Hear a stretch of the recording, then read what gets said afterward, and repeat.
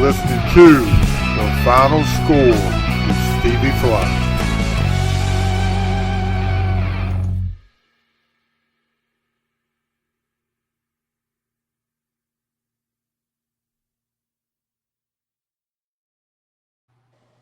What's up, guys? The Final Score back again tonight. I think Warren, and is that the first time you saw that intro video right there? Because Warren's face is like, look at that guy. Man, that is gold. Yeah. It's gold. I just want to say, like, for my band that is like so, we fight about AI every day in discussions, of course, and mostly it's like negative towards AI, right? Like we hired a graphic artist for our single that we just released because I did an AI image and I sent it to the band and I was like, look, this is gonna be perfect for this album artwork and it's gonna be free.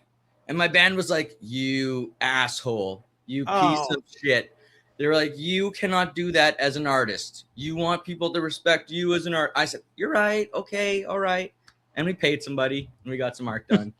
But well, unfortunately, I don't have that kind of a budget like you guys do, so I just had to do AI. Sorry, guys. Sorry, you may hate me, but they're okay with it. I think it's funny. I was laughing my head off. I was like, it's Stevie. I'm gonna have to add now. I'm gonna have to add a hockey one to that. So, anyway, and you know what I need? This is what I need, Warren. I need a Taming Sari song for that intro. You guys talk about it. We have called you guys the unofficial house band of On the Fly and the Final Score for a couple years now. And let's go ahead and get the intros out before we get out because we're gonna ramble on, I'm sure, if I don't. But let's get the intros in. If you didn't know, this is like the 7th or 8th time he's been on the show. So he's set the record so far. With us tonight, the lead singer for my favorite Canadian rock band. straight off the release day today of their new single, Ghost of a Good Time. If you guys haven't checked it out, check it out. Mr. Warren Meredith from Taming Sari. What's up, dude? Hey, just enjoying release day. Super excited to talk some hockey because, of course, it's over now and I have to wait months. Well, not too long till we get to the draft and free agency. So that'll give me a little something. But it'll be good to talk hockey today. Yeah, go check out the song. It's on Spotify. It's called Ghost of a Good Time. It's everywhere. So go check it out. And down here at the bottom, Canes Fanatic. And if you guys remember last time we had us three on here was right after the Olympics, and man, what a show that was. These guys, I didn't have to say anything. I just sat there. But with us again tonight is Mr. John Timberlake. What's up, dude? What's up? You see he's got his Canes jersey on. We have to tell a little story here before we get going. So this is what was it? 2 Thursdays ago, John? 2 weeks ago? Yep, 2 weeks ago. Okay. So I get a text or a Facebook Messenger message early that Thursday morning. And it's from a lady that a kid that I coached her grandson for a couple of years. And she said, do you know anybody that wants to work the event in Raleigh tonight? And I'm like, are you talking about the hockey match? And she was like, yeah. And I was like, yeah, I got an idea that I think somebody might. So I get in touch with John, and he's like, heck yeah. So they send me the number to call this place. John ends up working security for the pre-show and then the game. I was supposed to work security for the pre-show and the outdoor watch party. What wound up happening is I got there and the guy said, look, if you don't want to be stuck outside in this heat, you need to go to that other line that's inside. Yes, thank you, Troy. It was eating me up. What did I say? Huh? I say hockey match. You said hockey match. Well, we don't play tennis. So what? It doesn't work. You know what I meant. But hockey game. Anyway, so this guy tells me, he's like, if you don't want to be stuck outside of the watch party and you want to be inside, you need to go to that line over there. So I was like, all right. So I snuck over there, and next thing I know, I'm watching in the priority lounge in a $6,000 seat, game 2 of the Stanley Cups. That is freaking awesome. That is freaking awesome. I was so happy for it. And got to see a good one. Got to see a Canes win in overtime. Oh, yeah, great game. All right, I gotta. The McNabb injury was right in front of me.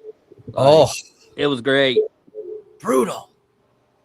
Oh yeah, dude. I was telling Stevie, as soon as McNabb hit the ice, I don't know how big NFL is up there, but if you remember Joe Theismann, when his leg snapped, Lawrence Taylor started immediately doing that. Yeah. And as soon as that puck made contact with McNabb, Ehlers started waving staff over immediately. Yeah. Well, they know how tough McNabb is, and that was brutal. I wouldn't doubt his nose was caved right in. So, absolutely. Yeah, I wouldn't doubt that at all. And what a wild start to that series. Yeah, it was great. Great. It was great. So the guy got his nose caved in. It was great. Yeah. It was. I mean, hey, that's hockey. That is hockey. That is hockey. In the words of John Forsland, that's hockey, baby.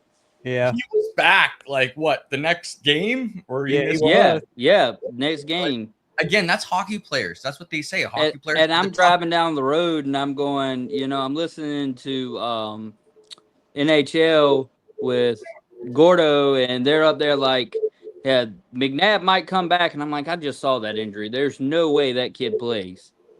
And then there he is, game 3, sitting there with a full face mask. Is that Justin Timberlake? Huge fan. Yeah, looks far cry from Justin Timberlake there. If I had Justin Timberlake's money, I would not be sitting up here with Stevie tonight. Find out who your friends are, that's for sure. So before we get into the hockey, though, we're going to talk a little bit. We're going to talk to Warren a little bit because a lot's going on since the last time Warren was on the show with his band. Of course, we just talked about Ghost of a Good Time came out today. So you guys go out, Spotify, wherever you stream your music at, check it out. And check out Warren, Taming Sari on Facebook, social media, all the social medias. Check him out. Make sure you do. Like I said, the unofficial house band of On the Fly and the Final Score. And we're looking for that riff, for that opening riff from Taming Sari. So what has been going on, dude? There's a lot been going on with Taming Sari since the last time we talked to you. So fill us in. Well, I mean, the guys did a great job when we reformed and made this latest lineup in 2024. And then the bass player had his baby, and the drummer he bought a house and got married. So there was kind of a pause. And when there's a little pause, you're like, who knows what's going to happen? But we came back with guns a-blazing, and we went into a battle of the bands and, beat out 50 bands and won $3,000. And I was just saying to Stevie, that's really big for an independent band. That's really important that you're able to do something like that, because that gave the band a budget for the song. And a lot of people don't know that or don't think about it. But I mean, if you want your music to be heard, you might want to have a marketing plan, just like any business. You might want to have some PR and all that kind of good stuff. So it was awesome that we were able to do that and set ourselves up. And then this weekend, we're going to go compete. I entered us into a little radio competition in Muskoka, Ontario, which is a beautiful camping region, lakes and hunting, whatever. It's really beautiful. And so it's called Tall Pines Festival. So I wanted to get into it because it's 5 hours away. So doing a nice festival far away from the home base is great. And you get a chance to open for the Tea Party, who I'm a big fan of, and also Paul Langlois, who's from a big Canadian band called the Tragically Hip. So I thought, why not? So I entered us in, and of course they accepted us. But then all the Ottawa bands saw that we got accepted, and the competition was still open to go into, and legitimately like 5 or 6 Ottawa bands entered it immediately. And I saw them all get accepted in the next day. And I was like, oh my gosh, okay, well, it's a, you know, it's follow the leader, or it's it's a compliment when people are doing that. They're saying, oh, that's a good idea. So the radio station, in their email, when they told us we advanced to the next round, they said, you guys started some kind of a movement, because we had all these Ottawa bands coming through trying to come to Muskoka. And I said, sorry. But so anyways, then our fans had to call in and vote. That's great, except that I asked 25 people to vote one day, and I gave them the wrong phone number. I told them it was 8888 for the last 8 numbers, and the station is 89.1. And I just saw in the corner of my eye, I was like, oh, it's not 88, it's 8989. So I had messaged all 25 people back and just was like, I'm an idiot. I don't know who has that number, but they got 25 text messages that said They are pissed. They've got to be confused at least, right? Like, what the hell happened? Anyways, we've advanced to the finals. Somehow, despite my dumbassery, we've advanced to the final 4. So we're going to drive 5 hours. We're going to play 20 minutes, which is a very short set. But because there's 4 bands, they're going to jam us all in, and we're all just going to get up there, and then they're going to pick a winner. So it's fun. It's a trip. It's a 1 in 4 shot to get to be in a festival. That's a good festival, and lots of stuff like that. We have another song that we have planned for release in September, and we're working with other people for that. So lots on the table. But again, it's like we're in our own bubble. We're always just trying to burst out of it. Let me ask you guys, because you guys are rock music fans. Have you guys, in your world, heard anything at all about Angine de Poitrine? No, I have not. Okay, so all over the internet, if you ever watch Rick Beato on YouTube or whatever like that, or any of those music review channels, you'll see them talking about it. They're a band from Quebec that's blown up because they're from Canada, from a little town, and it's just 2 people. But we don't know who they are because they're dressed in full costume, polka dots. You guys will have to Google them. Angine de Poitrine. And they're using microtonal. I got to do this now. Yeah, they're only playing microtonal. So it's like the notes in between the notes that they're playing. what's the name of it again, Warren? ANGINE space DE space POITRINE. Okay, And you'll see them with polka dots. Wow. What? And Did you get the polka dots on your screen when you Googled them? Yeah. It's Like my whole screen lit up with polka dot. That's because I'm telling you, they're blowing up. So they're a world phenomenon right now. And they're just a couple dudes that are legitimately 2 hours away from where I am right now. Well, we don't know if they're dudes or chicks. I don't know what they are, to be honest with you, because they never reveal their face. But what they did was they took the internet by storm, and now they've got everything booked. So you never know. You just keep playing with what you're doing, and maybe you get lucky, or maybe you change the game like these guys did. I would recommend listening to them after and being like, what I just listened to about 5 seconds of one song, and I'm like, you're that's probably going to decent. You'll be confused. At first, you're going to be confused. Yes, and then that's exactly the feeling I had right then. First, you're going to go I don't know what I'm listening to. But by the second time you listen, you're going to go, this is genius. You know what I thought you were going to tell me? I thought you were going to tell me this was totally AI. Oh, no, it's the opposite. That's why people fell in love with it. Hey, now AI can come up with some songs. Yeah. Well, I fight it. We're all fighting it. But these guys are anti-AI. So AI would vomit if it made this. It would be like, what? Because like I said, it's the notes in between the notes. And they're not singing. They're just making these crazy, weird, they pretend they're aliens. Oh, wow. The whole gimmick is they're aliens, and they're here showing us their take on music. Yeah, about the first 10 seconds of this one song, I was like, what? I'm like you. I was confused. So I'll have to listen more to it. But it's like you said, the polka dot showed up on Google for you. That's because they went mega viral. Wow. So yeah, it was kind of crazy. I didn't expect that. Yeah, anything can happen. Yeah, I'm just going to let the dog out of there. He's freaking out. So while he's letting the dog out, who let the dogs out? Um, gonna go ahead and tell everybody thank you for we've got a few people in here right now. You guys get your comments in. Justin Butts and Troy. Sorry, Troy, I got that wrong with you. Hockey match. I'm sorry, tennis, but But there is soccer matches right now. Yeah, oh yeah, World Cup's going on over in the United States. Messi scored a hat trick. I don't know if you guys know that, but Messi. Oh wow! He scored his first hat trick ever. And as much as Messi's never had a hat trick. Not in the World Cup. Oh, okay. I'm sure he's had one before, but I know for sure not in the World Cup. And the goalie was the best part. The goalie's reactions after the second and third goal was like, no, like very dramatic meltdown. Yeah, totally. So goalies never melt down. I don't know what you're talking about. Yeah, never. John played goalie in like what was the league you were in, like your college? Yeah, it was an intramural league. Intramural league, yeah. So John, that's what John's saying, that I never had a meltdown. I'm sure he never had a meltdown.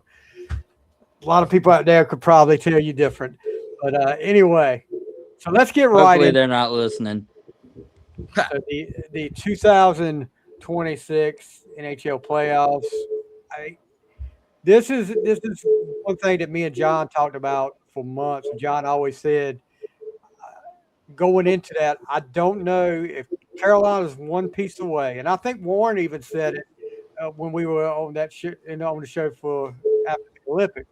Carolina's one piece away, and me and John talked, almost daily about it. John, I don't know if we got that piece to get to over the hump, but yeah, John. JM have a meltdown? Never. Really? Hey, look at that hoodie though. Look at that hoodie. Yeah, hoodie in the background. We knew that day when we spoke that Carolina was damn close. Yeah, we both knew, because it's been 8 years, right? It's been frustrating. Like, Rod didn't just get this team to win right away. They kept losing in the Eastern Conference Final. So every year they kept acquiring another piece. And what I thought was really key this year is, like, what was so important was how healthy you are. Oh yeah, as a team. We were very fortunate on that front. And that's not the only deciding factor. Every team has injuries. Carolina had injuries that they did not divulge. So I know that they had injuries. I'm not saying that they didn't. But overall team health can really help you go far. And when you look at the depth scoring down the stats sheet, from Jackson Blake, Taylor Hall, Stankhoven, who absolutely dominated my Ottawa Senators. And then my favorite quote of the whole NHL playoffs is, "Daddy, why did you punch that guy in the face?" And that you have no idea. That is my daughter. When I saw Stahl with that interview, I was like, "Oh my God, that is my child." When that was said, I just burst out laughing, because that's all Olympics. Like, that was all Jordan Stahl trying to give him a little payback for beating him up at the Olympics. Then you had as Stahl's leaving, she goes, "Questions that still need to be answered, guys." That's when I lost it. Yeah. I was like, she's not letting him off with this thing. Like, man, oh man. But how do you set up a first round any better than Ottawa, Carolina? I don't know. I know that there's a lot of Ottawa fans who believe in their honest hearts. I'm not one of them, but there are Ottawa fans who believe on their hearts that they gave Carolina their best challenge of the playoffs before Vegas. And I would disagree. Second best. That. I would disagree with that. Montreal gave us all we could handle. That Montreal has a lot of speed and offensive power, and Carolina really got to show how they can shut you down. But that wasn't the runaway that everybody thought it was going to be. Yeah, it was a gentleman's sweep 4-1, but every one of those games were knockdown, drag out fights. Yeah, I'll be right back. Sorry, 1 second again. So talking about that, and we'll get with Warren on it in a minute.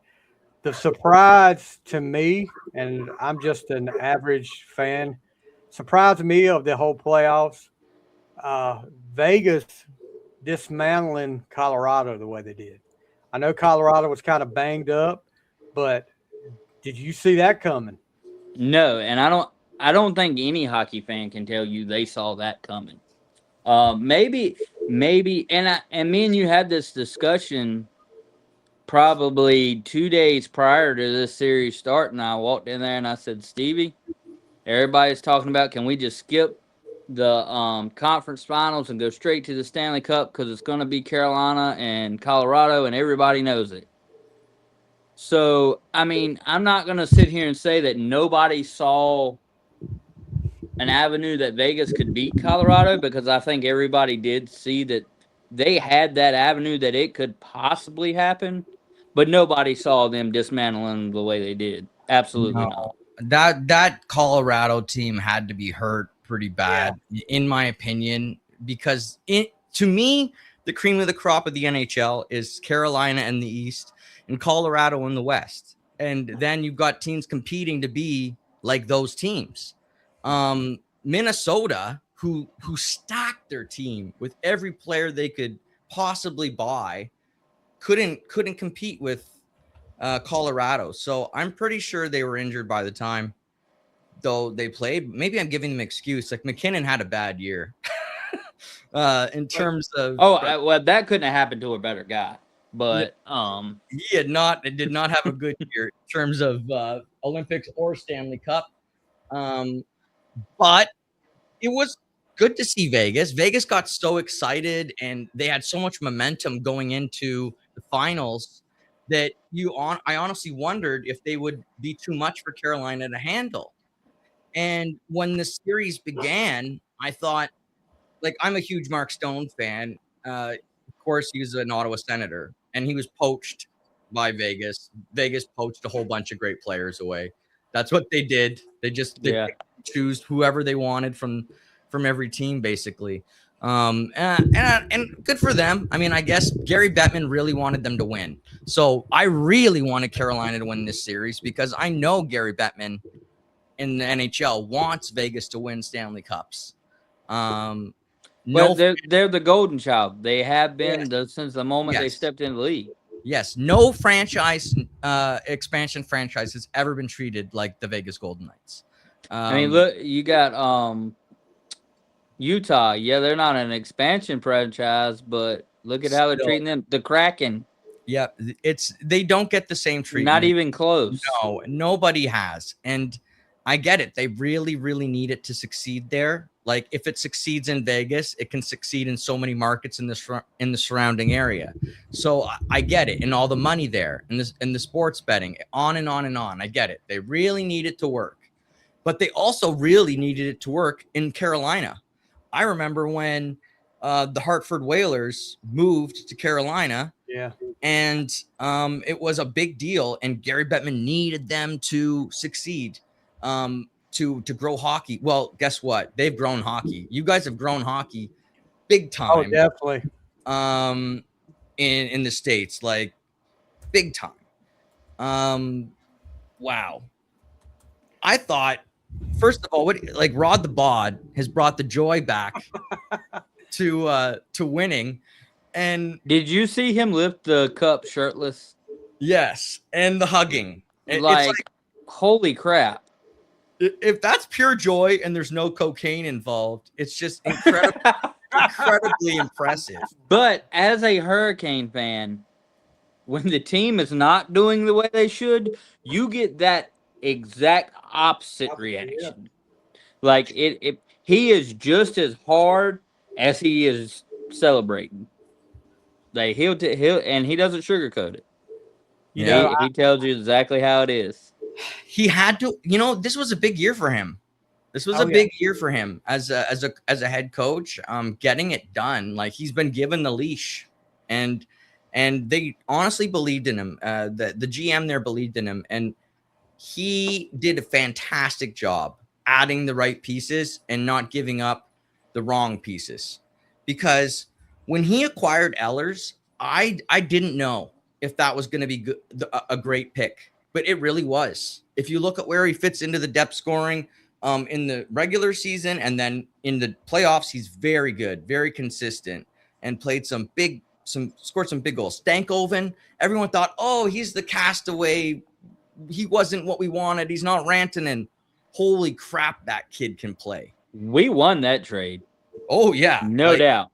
Yeah, that kid can play. And Jackson Blake, like, wow, you guys are stacked. So, and your cap space. So you guys are not done. That's the other thing. Oh, no, we got 28 and cap just sitting there. You guys got lots of cap space. So who knows who's going to be joining, but someone's going to want to join because look at how everyone wants to join the Florida Panthers. Right. The same effect will now be in Carolina. You guys are going to have 3-4 people who are big names who are going to want to fit themselves in now. But see, here's the difference. When you had a Florida who had to have their top name guys take pay cuts to keep the gang together, Carolina doesn't. They've got 28 million sitting there to go say, all right, who else wants to join this party? Well, another thing you guys got too for the Hurricanes, the farm system, the next step down. Yeah, they played in the championship game. They're in the Calder Cup Finals. So I mean, you got the future right there, and you got cap space, and you got a lot of these guys under contract right now. So, and I think what a lot of people don't realize is Skylar Brindamore plays for that team. Yeah. What is really cool is I know Warren knows this, but any player that was called up to play in the NHL that year on that team gets their name on that cup. Skylar was called up to play a couple games at the end of the year. Wow. So now you're going to have Rod and Skylar's name on the cup for the same team.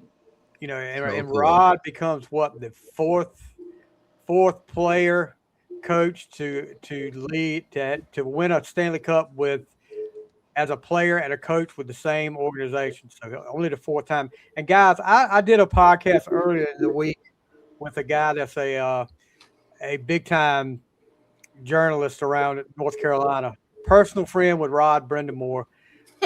But he was talking about the players do these polls at the end of the year every year. It's like the coaches polls. And there's like 5% that say they wouldn't want to play for Brindamore because exactly what John talked about. When the going gets tough, he's tough on you. Yeah. Oh, yeah. He's old school. He's tough. But the other 95% would go through a brick wall for Brindamore. And that is what's made a difference here at Carolina, because these guys will go to war for Brindamore. I mean, all you have to do is watch the post-game interviews. Yes. And it explains everything about how they feel about Rod. Taylor Hall showed up in Carolina, and he was not in shape. Well, he was in shape, but not in Brindamore shape. And he got whipped hard. And he could have easily said, I'm getting out of here. But he knew what he was capable of. That Hart Trophy season is probably Taylor Hall's saving grace, because it proved to him how good he could be if things go right for him. And look how great he was in the playoffs. He was so good in the playoffs. And he was there all year at that level. Yeah. And I mean, that's the thing. He can be that guy. And obviously being with Brindamore made him be able to be that player at this point in his career. And that's the thing, Brindamore, with some of these guys that probably wouldn't have had that success somewhere else. Brindamore knows how to bring it out of these guys. I mean, I should, if I could, I don't know if I can dig it out from over there. I went, what was it, it was after the 2006 season. I went, and they were honoring Brindamore that night. They were giving out pucks for, I think it's 1,000 point or something like that. I got one of those pucks over there. I need to drag it out. How much you want for that, dog? But you know, I mean, you can tell, just like John said, you can tell hearing these guys talk about it. They would go through, when you got players, whether it's, I don't care if it's football, basketball, baseball, hockey, that be willing to go through a Walford, their coach. That right there is something you don't see all the time. And Brendan Moore's got that definitely there. Yeah, he was a great player. He was a champion, and it was I'll tell great. you, you're talking about a player, Warren. I'll tell you something I realized today that I had forgotten. I'm wondering if you realize it. In his playing career, what teams did he play for? I'm pretty sure he played for Philly Hmm. and Carolina. Who's the third one? And what's that? Sorry, Who's the third one? is it Montreal? No, St. Louis. St. Louis. I forgot he was a Blue. Yeah, I would never have It guessed. was a very short period of time, but I had completely forgot it. And they said it today, and I was like, oh, yeah. There you There go. he is. The man. Hey, there The he is. man. Is Jordan Staal gonna play more? Like, what's his contract status? I don't know what Jordan's. Gut feeling, he retires. Yeah, I feel the same way. He still has a year left on a contract. Yeah. So I don't know that he plays that year out. Yeah, I'm not sure he does either because he seemed pretty complete. Yeah. In his interviews, he seemed very pleased. I've also never seen an NHL team thank God publicly or Jesus as much as the Carolina Hurricanes. And whether you believe in God or not, I think it takes guts to publicly do that. And Especially this day and time. Well, you know? that starts with Slavo. Yeah. You know, I saw a quote, and I'm glad you brought this up because I do believe in God, and I'm a Christian, and it really spoke to me. You know, the first time my son and I ever got Jacob Slavin's autograph, on the bottom right hand corner it said AGTG, and I'm like, what has that got to do with anything? That's not his name. That's not a nickname. You know, it's just a bunch of letters. So I go home. First thing I do is I Google. He puts it at the bottom of every one of his signatures, and it stands for all glory to God. He was also quoted, and this may have been at the Olympics, and they asked him about a medal, and he said, you know, and I think this was actually done in like a Hurricanes interview that they were showing during the game, like during an intermission. And he said, you know, I want to win the Stanley Cup. I want to win a gold medal. I want to be in the Hall of Fame. Like, those things I want. But I led my teammate, Jalen Chatfield, to Christ. And if I never win anything, it was a successful career. So, I mean, that's him in a nutshell. Yeah, he's the guy every team would want. There's no doubt about it. He holds weekly devotional groups, prayer groups. Like, I mean, it's a big testament to him and what as much of the culture that he's changed in that way. So interesting. What? How cool was it though? After Hurricanes win, to see Eric Staal come out there and with his brother. That was so awesome because I remember Eric back when the first one, such a stalwart for Carolina back then. And then you see his brother. You know what? You know, I paid attention. See his brother get traded from Pittsburgh to Carolina. I'm like, okay, that's pretty cool there. So we need to get a Stanley Cup for him too, and to finally get it. And then, you know, a lot of people were talking about, did he really deserve the Conn Smythe trophy? I'm like, what? Absolutely. I was like, he obviously, honestly, I don't know how you wouldn't give that to him. Well, and I get their argument, but their argument is that it's not a Finals MVP trophy; it's a playoff MVP trophy. But I mean, Warren, you know this. Let's be real; it's a Finals MVP trophy. He stole it. He stole it in the finals. And he played fantastic in the whole playoffs. He was the leader throughout the playoffs. Unquestionably, his team followed him in from the first punch of the playoffs. He was the guy. And in the finals, he didn't just score a couple of goals. He didn't just score 1 or 2 or 3 goals. He scored like 5 games in a row, right? Games in a row, yeah. And not only that, he's scoring these. I think I heard a stat today that every one of his goals was scored from 11 feet and in. So you've got this 37-year-old guy who's going to the dirty in football terms, trenches. It Yeah. would be like an offensive lineman just grinding it out in there, moving bodies and getting himself in front of the net to get hit by a puck. Yeah. And he gets 5 goals. No, I'm sorry, 6 goals doing just that. Yeah, he undoubtedly deserved that. Yeah. The only other one I could have seen is Logan Stanko. And it's hard to give it to him because he was outscored. Like Jackson. Yeah, I mean, and that's what people don't understand about Stankoven is he was outscored in the finals, absolutely. But anybody that watched those finals, he probably had more opportunities than anybody to score. They just didn't fall for him, and that's how it went all year with him. He just caught fire at the right time when Aho Jarvis, they weren't doing anything. Yeah. You know, they're just kind of hanging out up there. It's true. They got really good later on. And oh, yeah, absolutely. But I mean, I'll that's take the this. thing about depth is Carolina is stacked with these guys. I've been itching to talk about our depth. Yeah. It's Well, I told Stevie the other day about our depth and how our depth was strangely similar to 2006 at a Sure did. certain position. Well, I'll tell you this, talking about Stahl, maybe it was just me noticing it more, but after game 4, I noticed in game 5, Vegas made a concerted effort to pound him. I mean, really pound him because they were going after him left and right game 5. And that took away from them. That took away from them doing that to an Aho and a Svechnikov, which is why in game 4, 5, and 6 you saw them come alive because now all of a sudden I've got breathing room. They're paying attention to somebody else. Yep. Yeah.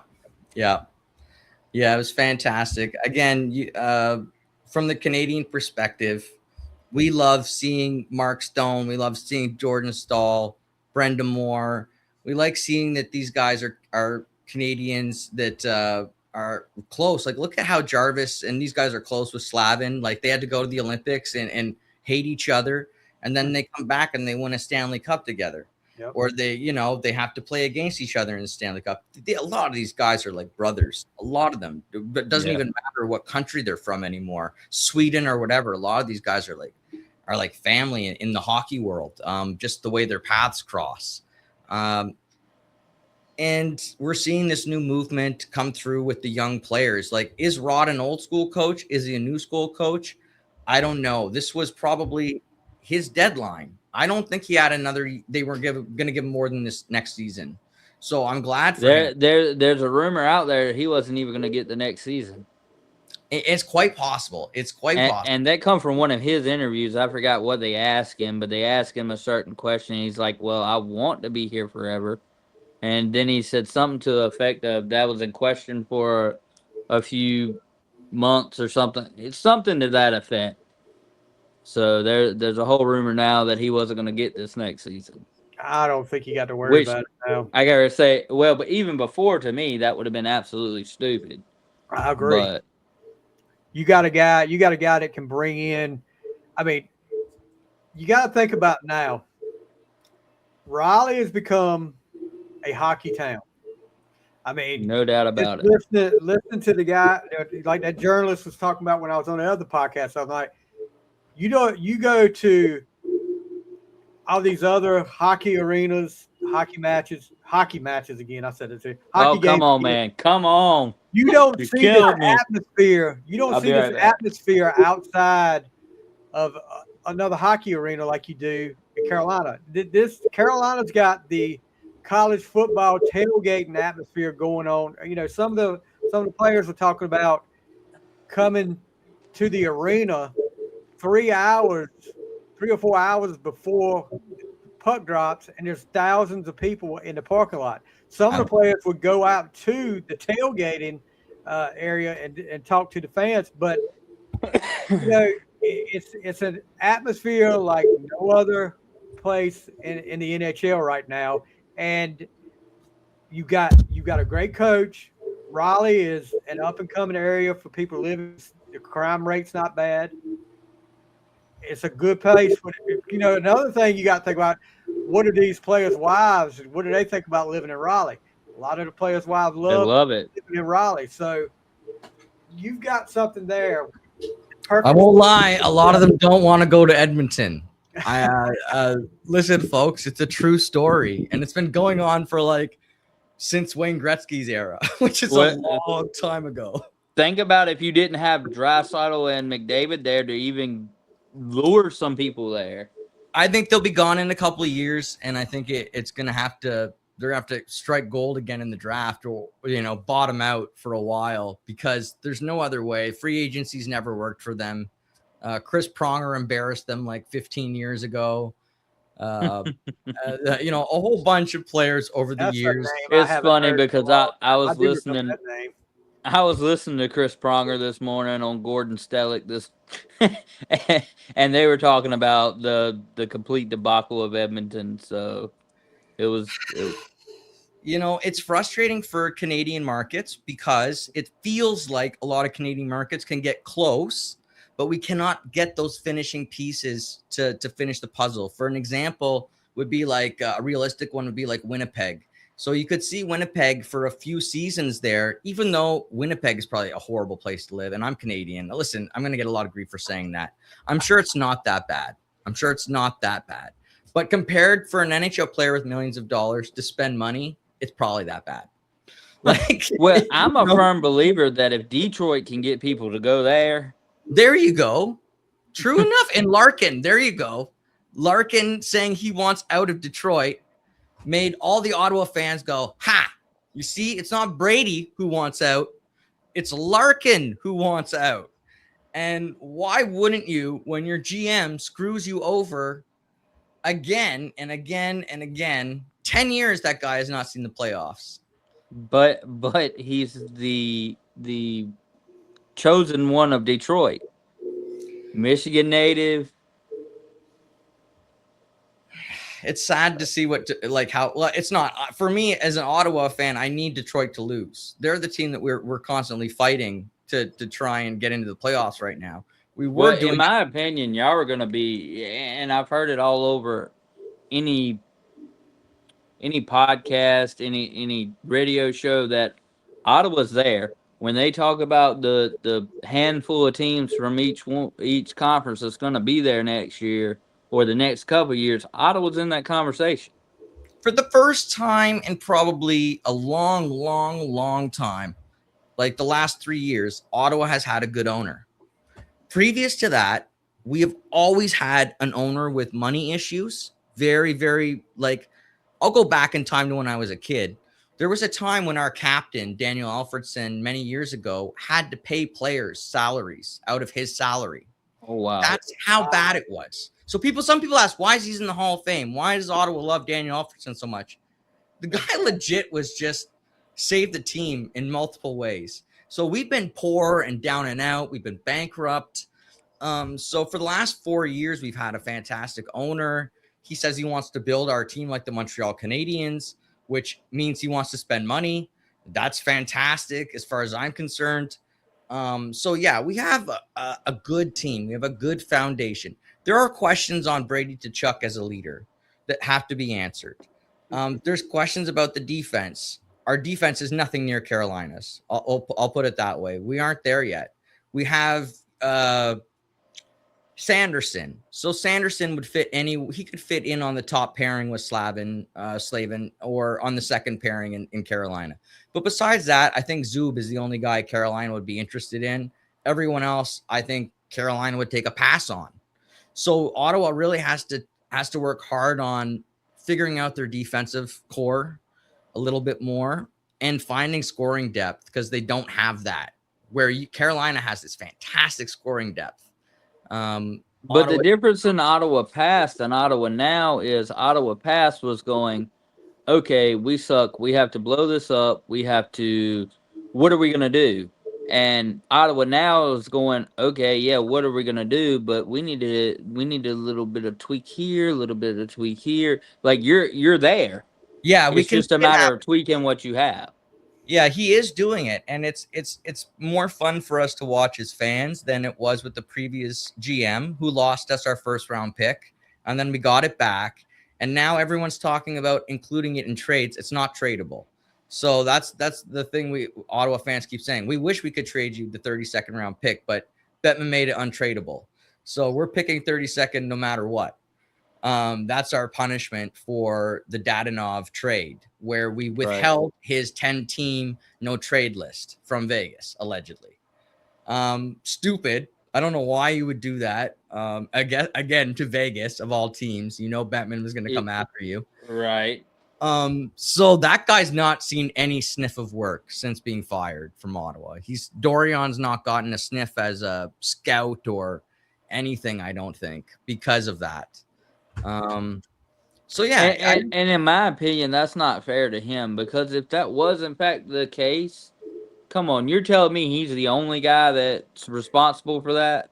He had the worst owner in the league at the time. So there were signs that were put up around the city here that said Melnick out, and the man legitimately had a failing liver, and the people, and like the people here didn't care. They were just like, he is a horrible owner, and they wanted him gone. Now, to be fair, he did get a transplant from somebody. I think it was a kidney. He got a transplant from somebody, and it did prolong his life like 10 years. So we always thank the Ottawa area for that.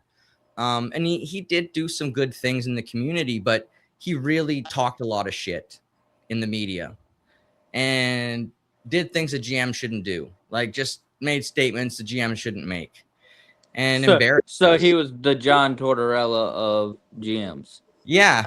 And, he also pretended to have bigger pockets than he had. Like in the beginning, he said, "Oh yeah, I've got pockets that are deep," and then quickly it was not so.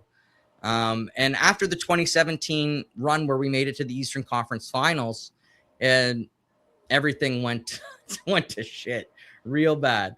So the plan was to draft college U.S. players. That was the plan. It became popular just at that time. To do so, look at the college U.S. players over the Canadian Junior Hockey League, because you have guys like Tkachuk and Werenski and all these guys who are coming up in that program and at that time. So we built pretty well off that. We took Norris. He's gone to Buffalo now. But we also did Tkachuk, his friend. We did Sanderson. And it kind of did build a good foundation.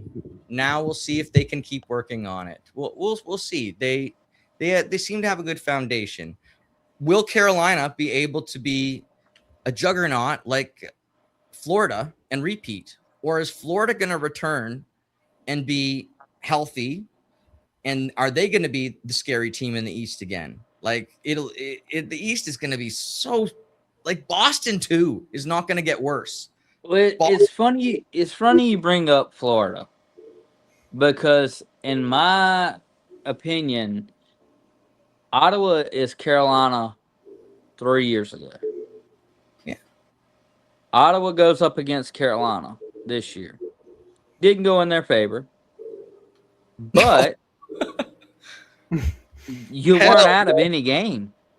No, the overtime games were very close. The overtime games. So then look at Carolina. What was it, 2 years ago?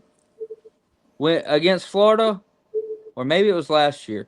But I mean, you look at that series, and they're right there. Every game, they're right there in the finals, in the Eastern Conference Finals, but they get swept. Yeah.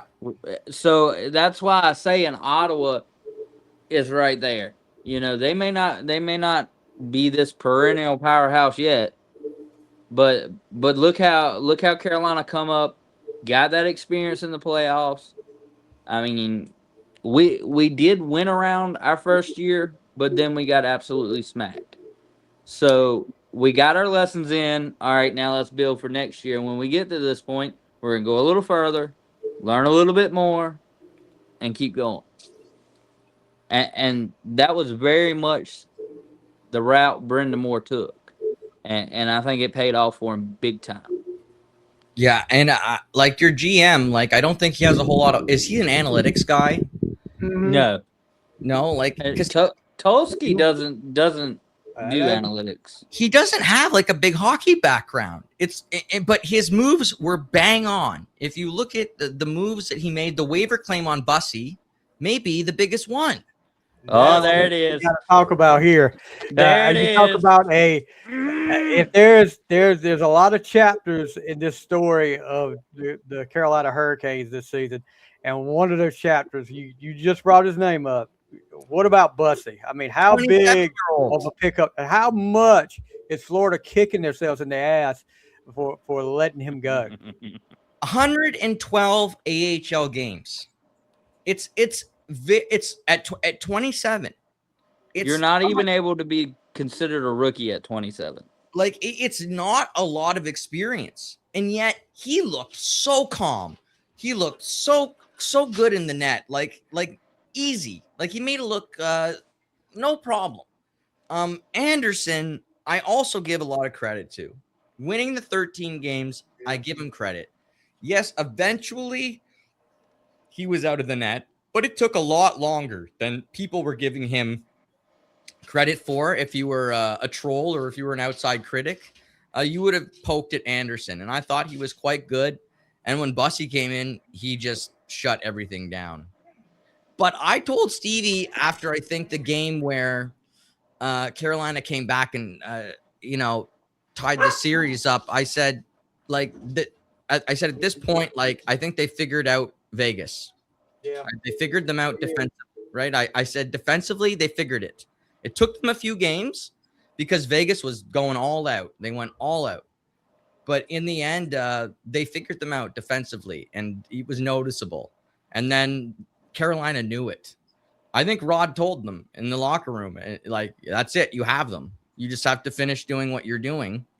And there was no weak link. Again, they were the cream of the crop of the East. And I really would love to see them go next year against Colorado if it could happen. I think that would be a crazy series if both teams were at their peak.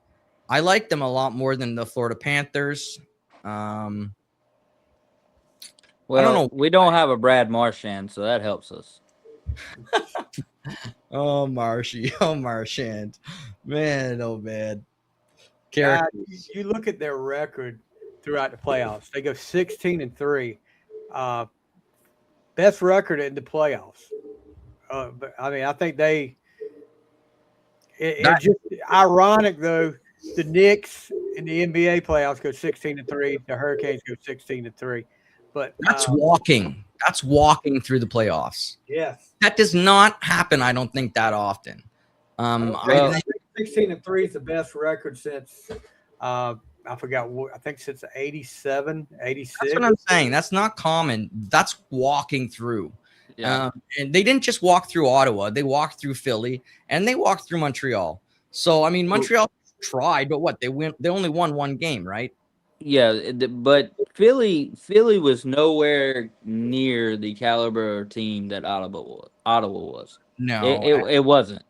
No, and I wouldn't think so. They got really hot towards the end of the season. They had some young players get on a run. They got healthy. They've been getting steady goaltending from Vladar, which they were not expecting. I really think Philly thought they were going to. I don't think many people were expecting that. Yeah, he played fantastic all year for them, kept them in a lot of games. But yeah, their team structure, it didn't seem like they had anything planned or built there to. It was backyard ice rink hockey. Yeah. And Montreal is just again, they draft players that other teams are afraid to draft. So I mean, a lot of teams would never have drafted Caulfield. And a lot of teams would never draft their defenseman. I can't think of his name, but on the back end, short guy. I know who you're talking about. He's fantastic. And these guys lead the team in scoring. They're both like 5'0". And so a lot of teams would just say, no thanks. They're not big enough. They're just going to get crushed. Montreal's smart. They'll be a better team next year as well. And Absolutely. they found Dobish or Dobish, however I you gotta say say they got Dobish back there and net. I mean, but let's go back to the Bussy conversation if we can for a it. Yes, second. please. So in the game, what was it? Game 3. Game 3 Yeah. was when Vegas won 5-4. Yeah.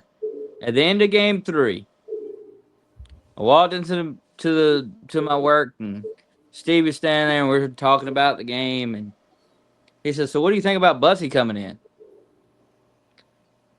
And I looked at him and I told him, I said, "It feels oddly familiar to 2006."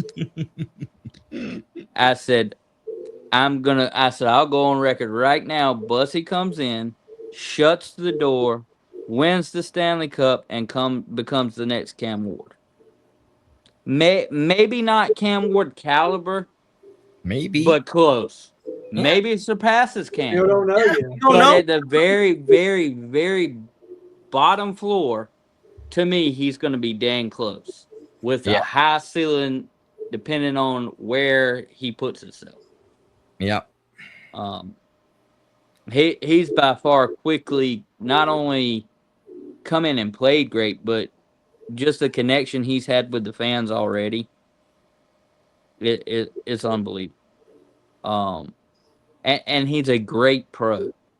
Yeah. Like the first thing he did, he wins the Stanley Cup. He just has a shutout in Game 6 of the Stanley Cup against a team who's been a part of one of the most wild goal-scoring finals we've ever seen. And they ask him the question, "How are you feeling right now?" And he says, "I can't explain how I'm feeling, but Freddie deserves all the credit. He got us here. He drove this train." Like, what a testament to his character and what he stands for as a human being, much less that you just went out there and shut Vegas completely down.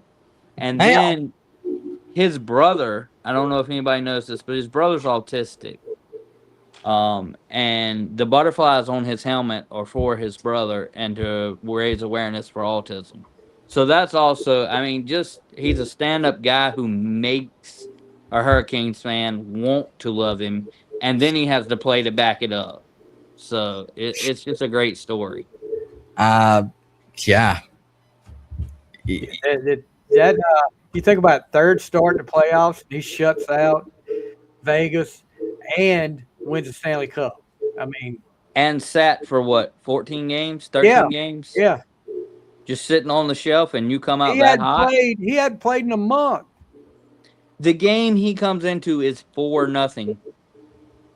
4-0 in the Stanley Cup Finals, and you shut the door the rest of the way into the most fluky goal in overtime I've ever seen.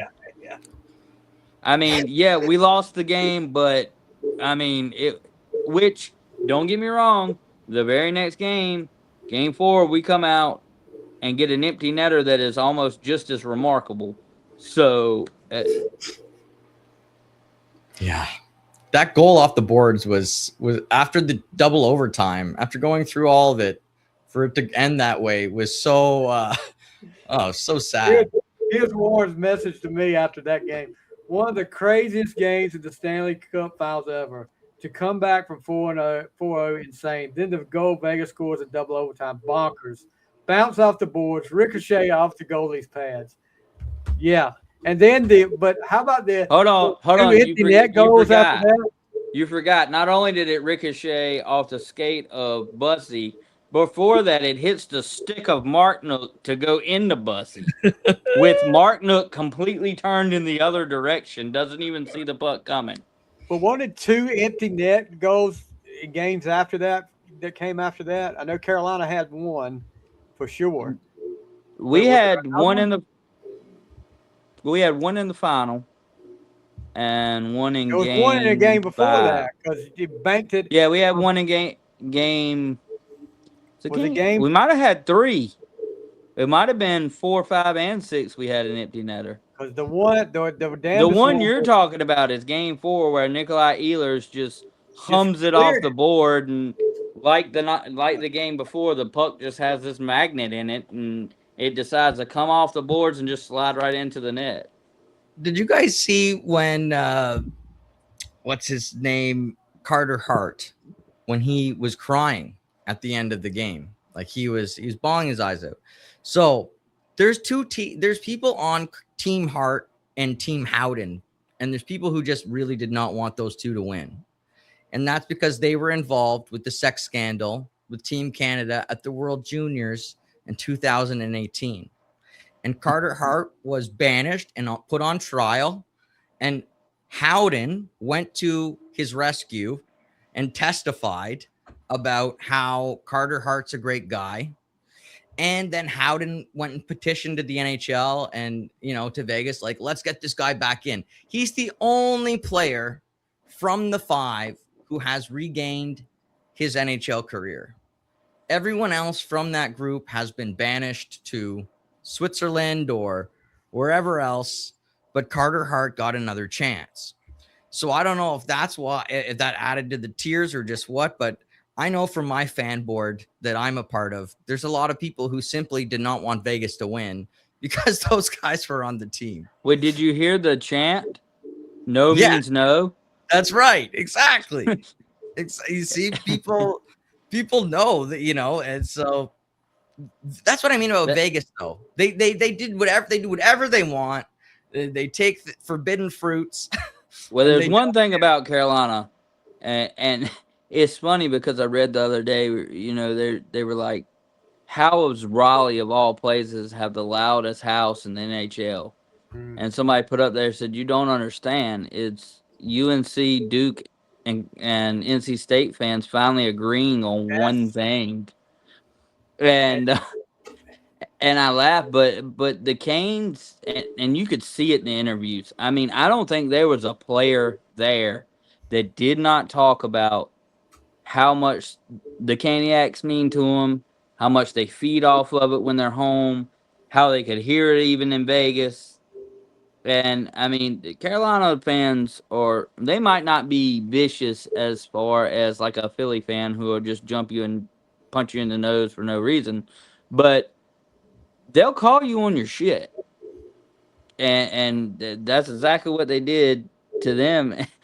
And as I'm sitting there working game 2, we're fresh off the Montreal series, and I hear these two guys coming down, and they're talking about the chants. And one guy looks at the other and he goes, yeah, we're probably the assholes of the league right now for the Olay chant.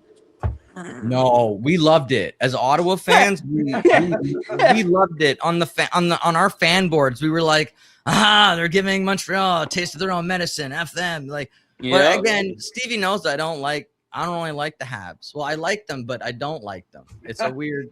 He's got to like them for one reason, but they're 2 hours away from me, and they're not my team. And and then Toronto I despise, but as a young kid before Ottawa had a franchise, I was a Leafs fan. So it's wow. How do you go from being a childhood Leafs fan to despising them? Well, I was like maybe 5 or 6 and I was a Leafs fan, and then the Sens came into existence in 92, 93, and my uncles started bringing me to games. So they brought me to all these games in the first few seasons, and I went to their hockey camps. I went to the Senator hockey camps because I was a goalie. So I met their players, and I just fell in that way. And then all of a sudden I was a Sens fan. So I was only a Leafs fan for maybe a couple of years, like when I was very, very young. And then swapped over and then watched my team get beat up by the Leafs 4 times in the playoffs. Wow. I mean, I get the whole moving team things. I've done that before too, but I just don't know how. I don't get the despise part. Oh, okay. Well, because Toronto and Ottawa, they played each other like 4 times in the playoffs, and every time Toronto beat us, and they called it the Battle of Ontario. And during these years, Toronto had players like Ty Domi and big bullies. Their team was all bullies, and they never made it past the second round. Every time they beat Ottawa, Philly would then quickly beat them out in the second round. It happened like over and over and over again. It was very annoying. But Toronto just had lessons to teach that Ottawa team. That Ottawa team was smartly built. It was built with a lot of Europeans, which at that time wasn't popular yet, and a lot of bargain players that people hadn't heard of yet. And in the regular season, they did fantastic. But when it came to the playoffs, there were guys on Toronto who taught them, like Travis Green, our current coach, taught them, no, that's not how you play in the playoffs. It's not going to work that way. We're going to throw your face down.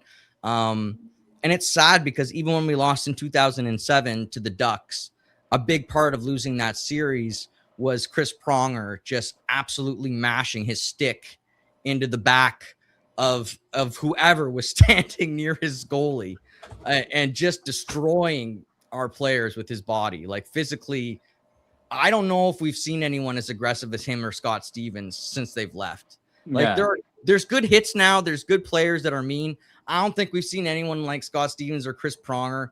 Those guys were so brutal on the back end with their sticks. But with as much player safety as there is today, I don't think you'll ever see that again. I don't think so either. I don't think the league will allow it. It was wild. It was wild how physical those games were. And but that was great hockey. It was fantastic. But I mean, it's true. If you go back and you watch hockey from the 30s, it's like almost unrecognizable. Good gosh. You know, like the game is almost unrecognizable. But a lot of the rules are the same. They're on a sheet of ice. They're using sticks and skates. But every 10 years, the game changes and changes and changes. And Gretzky said, you know, when he came into the league, it was just for him perfect timing. Because he says now, if he came into the league, he doesn't know what he would be. Because at that time, being creative was everything. He was able to go behind the net, try out different things. Now, if you try different things, you get smoked. You're not even going to get into the lineup. I mean, Brendamore does not want you to go out there and do whatever the hell you want. He's telling you to go out there and play a very strict system, play it this way and not any other way. And so it's become more like football.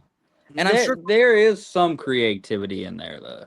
For sure. I mean, that's where you get good lines. Like you mix the lines and you get chemistry. And that, I think, is the fun. And then you can get good quarterbacks.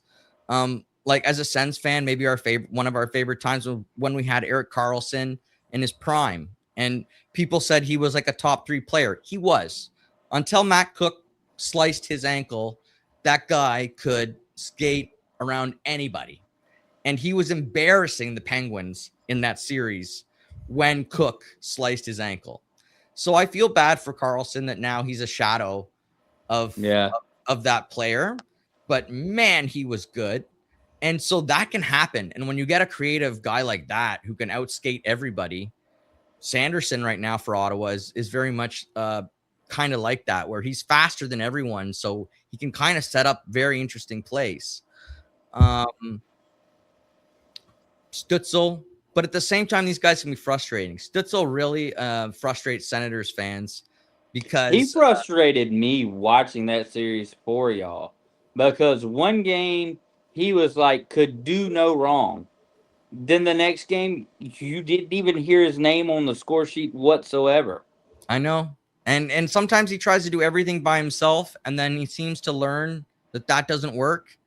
And then it's funny because like 6 games before the end of the regular season, I watched Ottawa beat Carolina at the Sens game, right? And I watched Stützle do one of his highlight reel goals that will always be one of his highlight reel goals, where he comes in and he just dekes the pants off the goalie, right?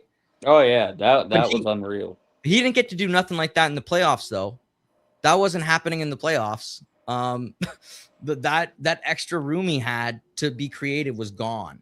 So he has to learn how to play in these situations where the game becomes so tight that there is no room to be going by yourself, trying to go through the whole entire team. It doesn't work, not in the playoffs, very, very rarely. The way Stahl did it, scoring 5 games in a row, was by including a teammate in every goal, I think. I don't think any of them were unassisted. I think those were all tips, like you said, or... I think he did have one. Okay. But one still, where it was just... hard work. the one goal he had, I think it may have been his last goal he scored, where Ehlers makes the unbelievable find, 360, just slings it at the net, and there's Stahl. So he cried when they asked him about Winnipeg. And again, I think it shows you about the caliber of people that Carolina was acquiring and going after. They weren't just going after good players. I think Carolina, honest to goodness, is a lot of good people. And not that a lot of the NHLers aren't good people, but I really think that locker room has a lot of solid stand-up brotherhood going on there. Like you said, there's prayer groups. There's a lot of veterans. Guys like Jankowski probably fit right in. They're not going to go out and just get a flashy player because he's a flashy player. He has to fit in the Brendan Moore system. Yeah, that's what I think. Brendan Moore's not going to just bring somebody in there just for the heck of it. Take the Rantanen issue. Take the Rantanen issue. Yeah, he didn't want to be there. Bye. Yeah, that's right. Kotkaniemi didn't sniff a game. No, he got to skate around and hold the cup, but he did not sniff a game. That's probably why we got to skate around hold the cup, because he didn't sniff a game. Yeah, and Kotkaniemi is the example of a guy who does not fit in with the roster. That there's issues with his with the way he works off the ice and on the ice, because he's not responding to the coaching, because they really wanted him to work. I mean, when you steal a player from another team like they stole Kotkaniemi, that means you really believe in him. If you send an offer sheet, you really believe in him and you really want them to work out, because you're paying a lot. Yeah. The fact that he embarrassed them, again, to me, it shows if you don't have the work ethic, if you don't have the quality of character of like Jalen Chatfield or any of these guys who worked their butt off to get into that lineup and hold their place, you're just not, it's not going to go. So again, I think that they built a great team that way.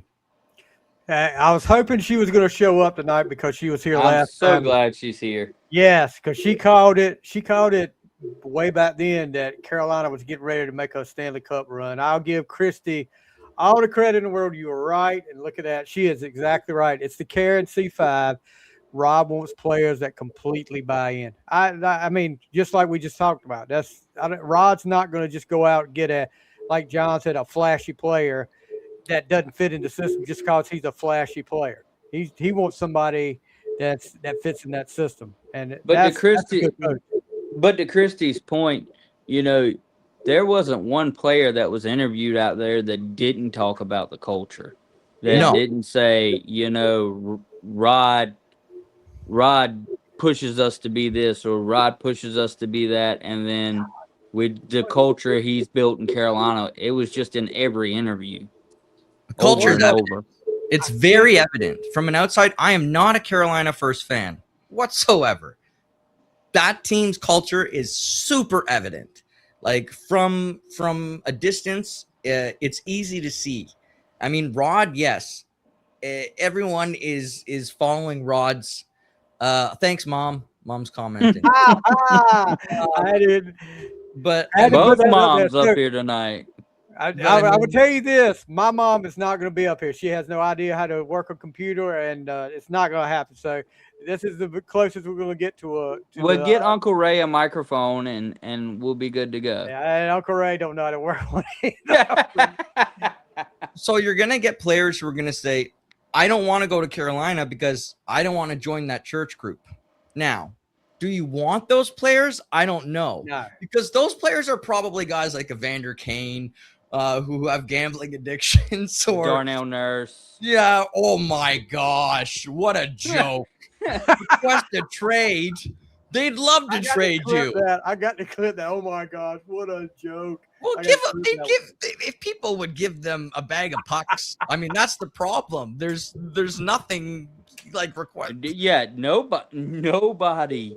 No one wants you because I don't care what your no trade team list looks like. You're not getting out. That no team is going to take that attitude, that work ethic with that contract. It's not happening. It's not $9 million. There's no value there whatsoever for $9 million. That's Which player was it, guys? And I cannot think of it. I heard it the other night. That, they've got that Players Tribune that they write in, and I can't remember which one it was. It was a few years back. He was drafted by Carolina, by Rod, and he said, after seeing this guy and hearing what he did as a player here, I'm going to empty this bucket of, this wanted bucket until we win a Stanley Cup here, and I'm a part of it. Sebastian Aho. Yeah, that's it. He wrote, and it wasn't in a Tribune. It was a open letter to Hurricanes fans, and it was basically explaining that because everybody was like, Aho's not going to want to stay if we can't get over the hump. Aho's not going to want to be here. And that was the consensus because of the caliber player Aho is. The teams that would die for Aho. Yeah, he's world class. It's like a McDavid. Look at a McDavid. Yeah. McDavid's going, okay, y'all better make some moves to get me over this hump to have a chance to sniff that Stanley Cup or I'm out of here. Yeah, he should already be gone.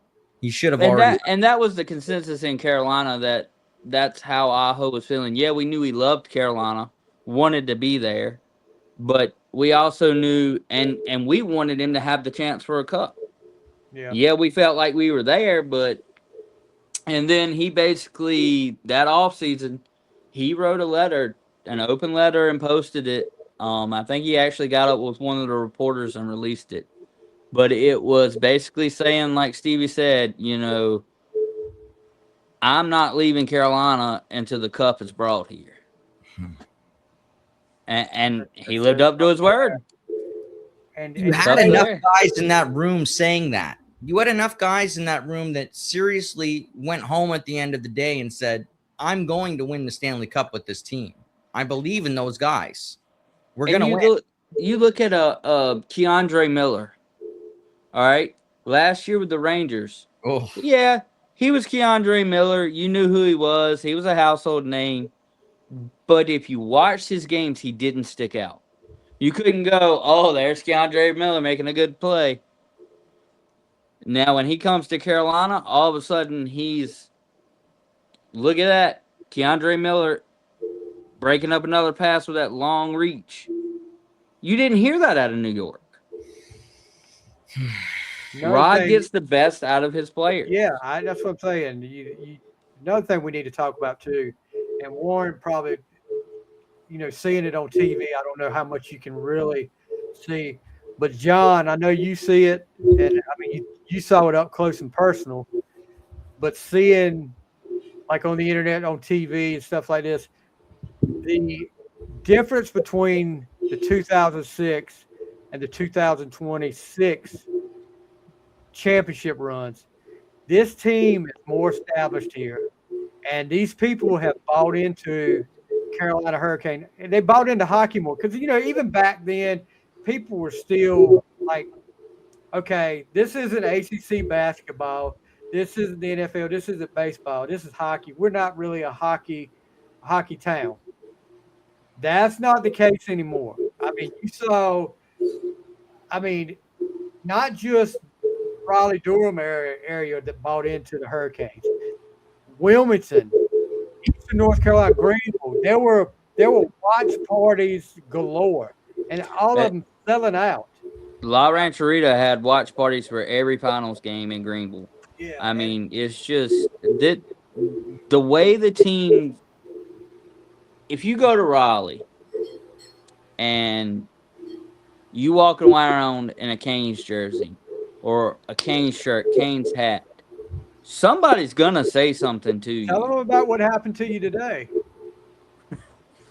I'll get to that in a second. But somebody, and this is before we win the cup.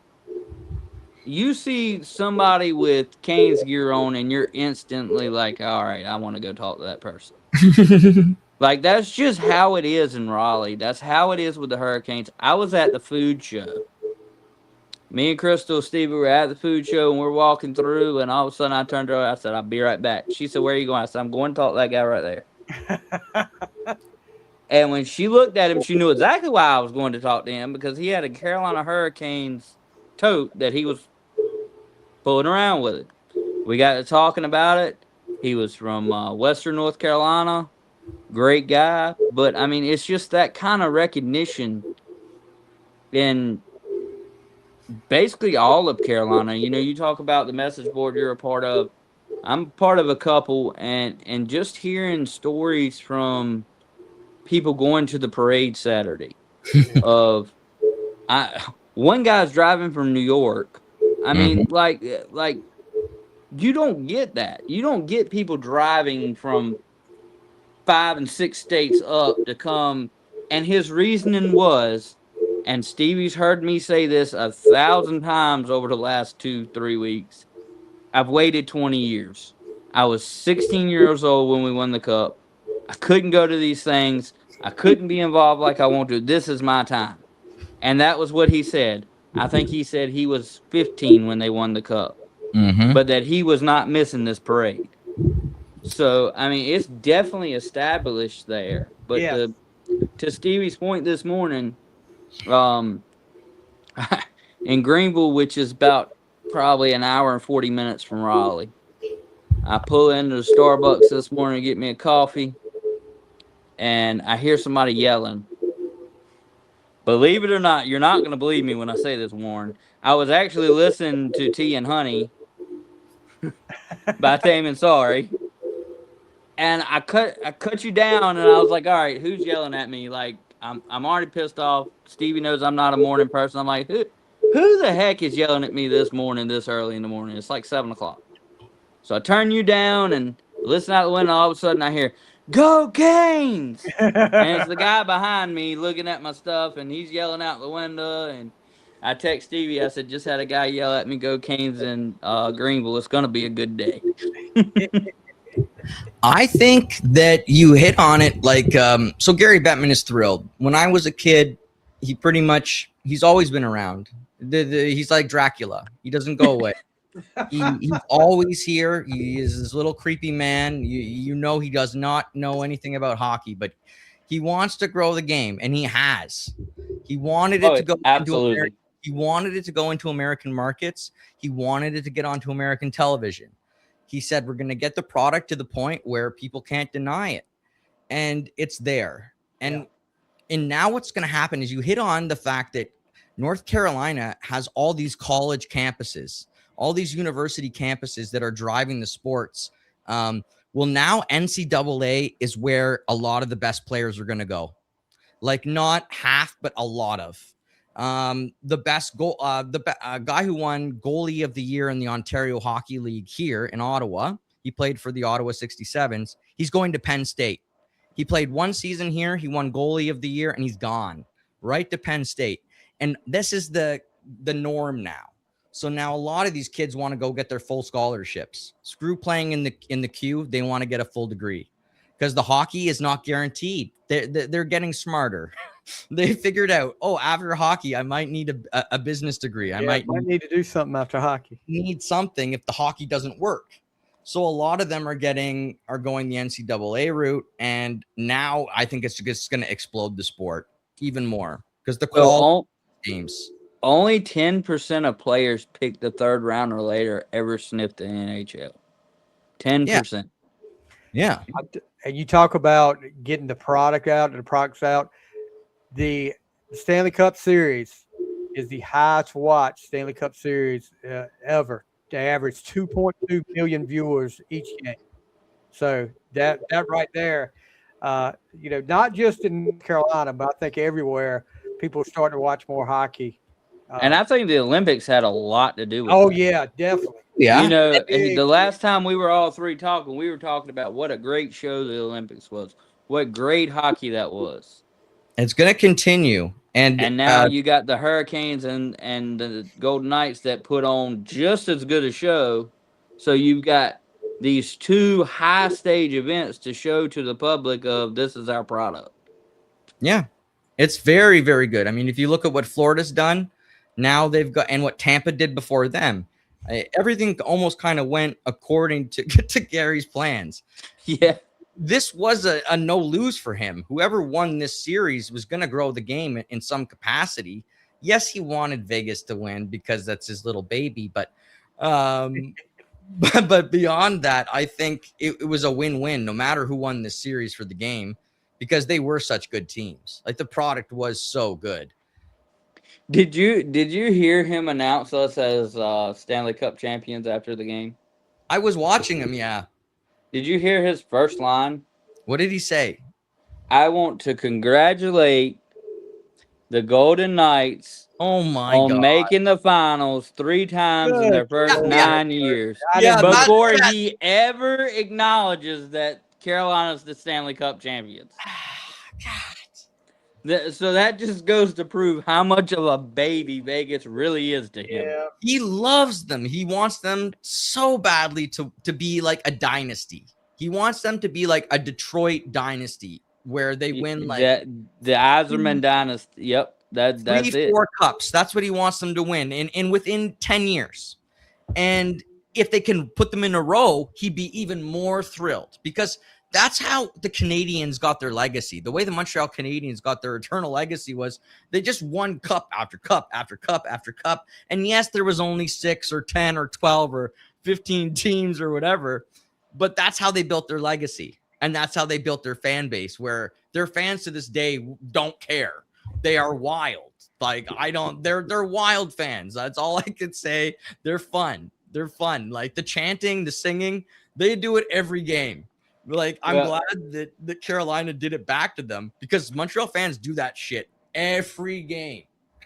Well, it's funny because I thought Vegas was just a bunch of fans that were in Vegas for that week, if that makes sense. Like, On vacation. I'm in Vegas this week, so I'm going to pull for the Knights and go to the game because I'm in Vegas.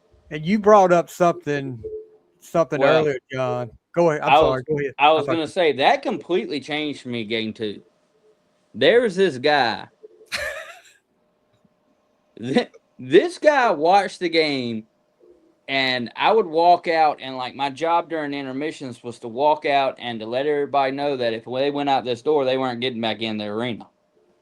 This guy would come squat down by the metal detectors we had moved from the door, because, you know, everybody's in the building at this point, so we moved the metal detectors. He'd squat down and sit there and rock the whole intermission. This guy has on his jersey. He has on freaking tights. His whole face is painted. And he's like, I flew here for this shit. And I'm going, oh my God, Vegas actually has real fans. A real fan. Like, I did not think they had those. But you brought up something earlier, John, that, you know, we were talking about how more established the Hurricanes are now. But John, you know, Warren doesn't know about this as much. When you got NC State fans, you got Duke fans, Carolina fans, App State, ECU, all of these colleges that a lot of them are bitter rivals, hate each other, and they all come together and are all cheering one team. Carolina did that, man. That's like the miracle worker there. They're trying to do it here as well. See, here we are on the border. I told you I'm living right on the river. So if I cross the river, I change provinces. It's like changing states, right? I'm right on the border. So I go back and forth, and I'm on the French border. So if I cross over on this side, for example, I can't turn red on a lot of red lights on the Quebec side. And there's certain things like that I have to be aware of, where the rules just change once I cross the bridge. So you cross that bridge and instantly go into Canadian country. Well, it's 2 Canadian countries, but you're changing provinces, like changing states. No, I'm talking about the Montreal Canadiens. Oh yeah. Oh yeah, definitely. You cross the river, you're going in Montreal territory, even though you're very close to Ottawa. And so the new owner has been reaching out to this region. It's called Gatineau. And he's trying. He bought the junior team here. He's going to try very hard to build fans and steal fans over here away from Montreal because of proximity. And we have a couple of universities here that hate each other. So I get it that universities hate each other. We do not have the same thing that you guys have there. Like, we only know about how cool and how amazing American university is because of movies like Road Trip and and things like this. These are the things that would illuminate Canadians to how amazing life could be in America, like the American dream, you know? You're basing our colleges off Road Trip. That is great. I just got to tell you, the way most of the world bases any of their opinion off America Yes, is I've the heard movies. that too. Is the movies. It's like, as ridiculous as that is, it's like also a lot of cultures, they learn English by watching American movies. They flat out don't even, that's how they learn it. So it's kind of cool, you know? So Christy saying she heard from several Canes fans that went to Vegas that said their fans are quiet and they pump noise in. They were so surprised. Christy, Wow. Christy, I've I'm not actually heard that a mistaken- lot. If I'm not mistaken, you were at the Lenovo Center at the watch party there when the Hurricanes clinched. How was that atmosphere there? Let's hear. I'd like to hear her thoughts on that if she was there. Well, while she's commenting, you know, that's been one of the really big things. Even watching the pregame, they were talking about it, and then Biz was talking about it the other day about how Vegas pumps in crowd noise. Like, it's a known thing around there that they pump in crowd noise. See, that's like Peyton Manning and the Colts when they were in their prime with those. They said they used to pipe crowd noise in the dome where they played all the time. So yeah, And the sad part is they're piping it in when we're still louder. yeah, I know. That's So what, I do have to tell you do it right. I do have to tell you a story about my son, Warren. Okay. And Christy, I want you to pay attention, and anybody else listening that's been in the Lenovo Center. So I take my son to a game, and I don't know if you saw on my Facebook the picture I posted of me and my girlfriend up there, but it was that game. We take my son, we're sitting up in the stands, and we score. So we're sitting, I look over in front of me, and that's the rich people section. Yeah. Like, I'm on the very bottom row with the railing of the third level, and we score. My son goes nuts. Of course, the crowd's yelling, and this lady in front of me turns and looks at my kid and goes, Oh my god. "Oh, I lost it. Completely lost it." So then we score again. We stand up, we're cheering again. And this lady turns around and goes, "Y'all are just obnoxious." And it kind of took me back for a second. And I breathed for a second and I said, "Lady, do you realize we're in what they call the loudest house in the NHL? They call it that for a reason." And she just wanted to argue with me. So I go down and walk out of where I'm at. And I don't go down to her section, but I go to the police officer standing outside. And I'm like, "Look, just so you know what's going on, because I'm pretty sure this Karen down here is going to call you eventually because she's getting on my nerves and I'm going to say something." And he just kind of looks at me and I was like, "We're cheering. She's pissed off because we're loud." And he said, "What?" I said, "Yeah, so just so you know what's going on, I just want to let you know." He's like, "Okay, don't worry about it. Go have fun." So we walk back to our seats and we're sitting there. It wasn't 15 minutes later. This Karen had called the police in her section over to them. They start looking up at us. Well, about that time, home dude that I just told what was going on walks down there and starts basically telling her that's bull crap. She got so pissed. But what made it all worthwhile is when we won the game, we stood up and started, just cheering, having a good time. And I'll admit it, I was being an ass at that point because you've been an ass to me the whole game. Was she a Carolina fan? Yes.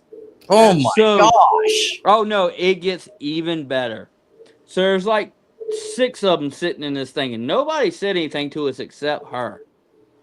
When that final buzzer went off, her daughter's boyfriend stands up, looks at us, and starts cheering with us. I don't know whether he was, and it wasn't sarcastic, like he was being for real. I don't know Yeah. whether he was just completely tore up or what, but He's I'm pretty embarrassed. sure he got in trouble. Yeah. He's embarrassed. Yeah. Christy talking about it was insane. We went to games 1 and game 5 and a watch party in Lenovo for games 3 and game 6. It's been a long week. I can imagine, but I'm sure it was well worth it for you. Where Christy, you got one more. You got to be there Saturday. So I City think pizza. that's ridiculous that they would try and tell, especially a kid. Why would you try and tell a kid at a playoff game when you score a goal? Oh no, this was a regular season game. Still stupid. It was just a regular season. Yeah, I mean, it was absolutely ridiculous. I don't know why you would do that. Now, one time I was at a game and there was a Karen standing maybe 6 or 7 seats in front of me, and they annoyed me because they continuously yelled skate. And this frustrated me because that's all the players are doing. I don't know why you're telling them to do what they're doing. Maybe tell them to skate faster, but don't tell them to skate. That's all they're doing, lady. So I get, like, sometimes someone can be obnoxious with their cheers. I'm actually one of those people who probably is obnoxious. But that person, what are they? It's not the opera. Yes, that was evident, Christy. Evident. Yeah. And she didn't even care about the game. She was on her phone half the time anyway. Yeah. So she was probably just going just to be going with the rest of them and didn't even want to be there. Well, she was one of those fans that show up to the arena, sit in the club level just for her status. She doesn't give 2 craps about the game. She's just there to look good in front of all her friends. It's wild. Yeah, I don't know. What I'll also say is, like, hockey at the minor level, like when you're a kid, like, John, did you play hockey as a kid? I played hockey in college. Okay, so as a kid, what you figure out is there's war going on with your parents. The politics in hockey, I don't know if it's the same in football. I don't know. But in hockey, there's wild politics at play with kids and their parents. It's all based on that last name. What's that, sorry? It's always based on that last name. Yeah, right? And who you know and that type of thing. And I've had a lot of friends who played hockey since they could skate.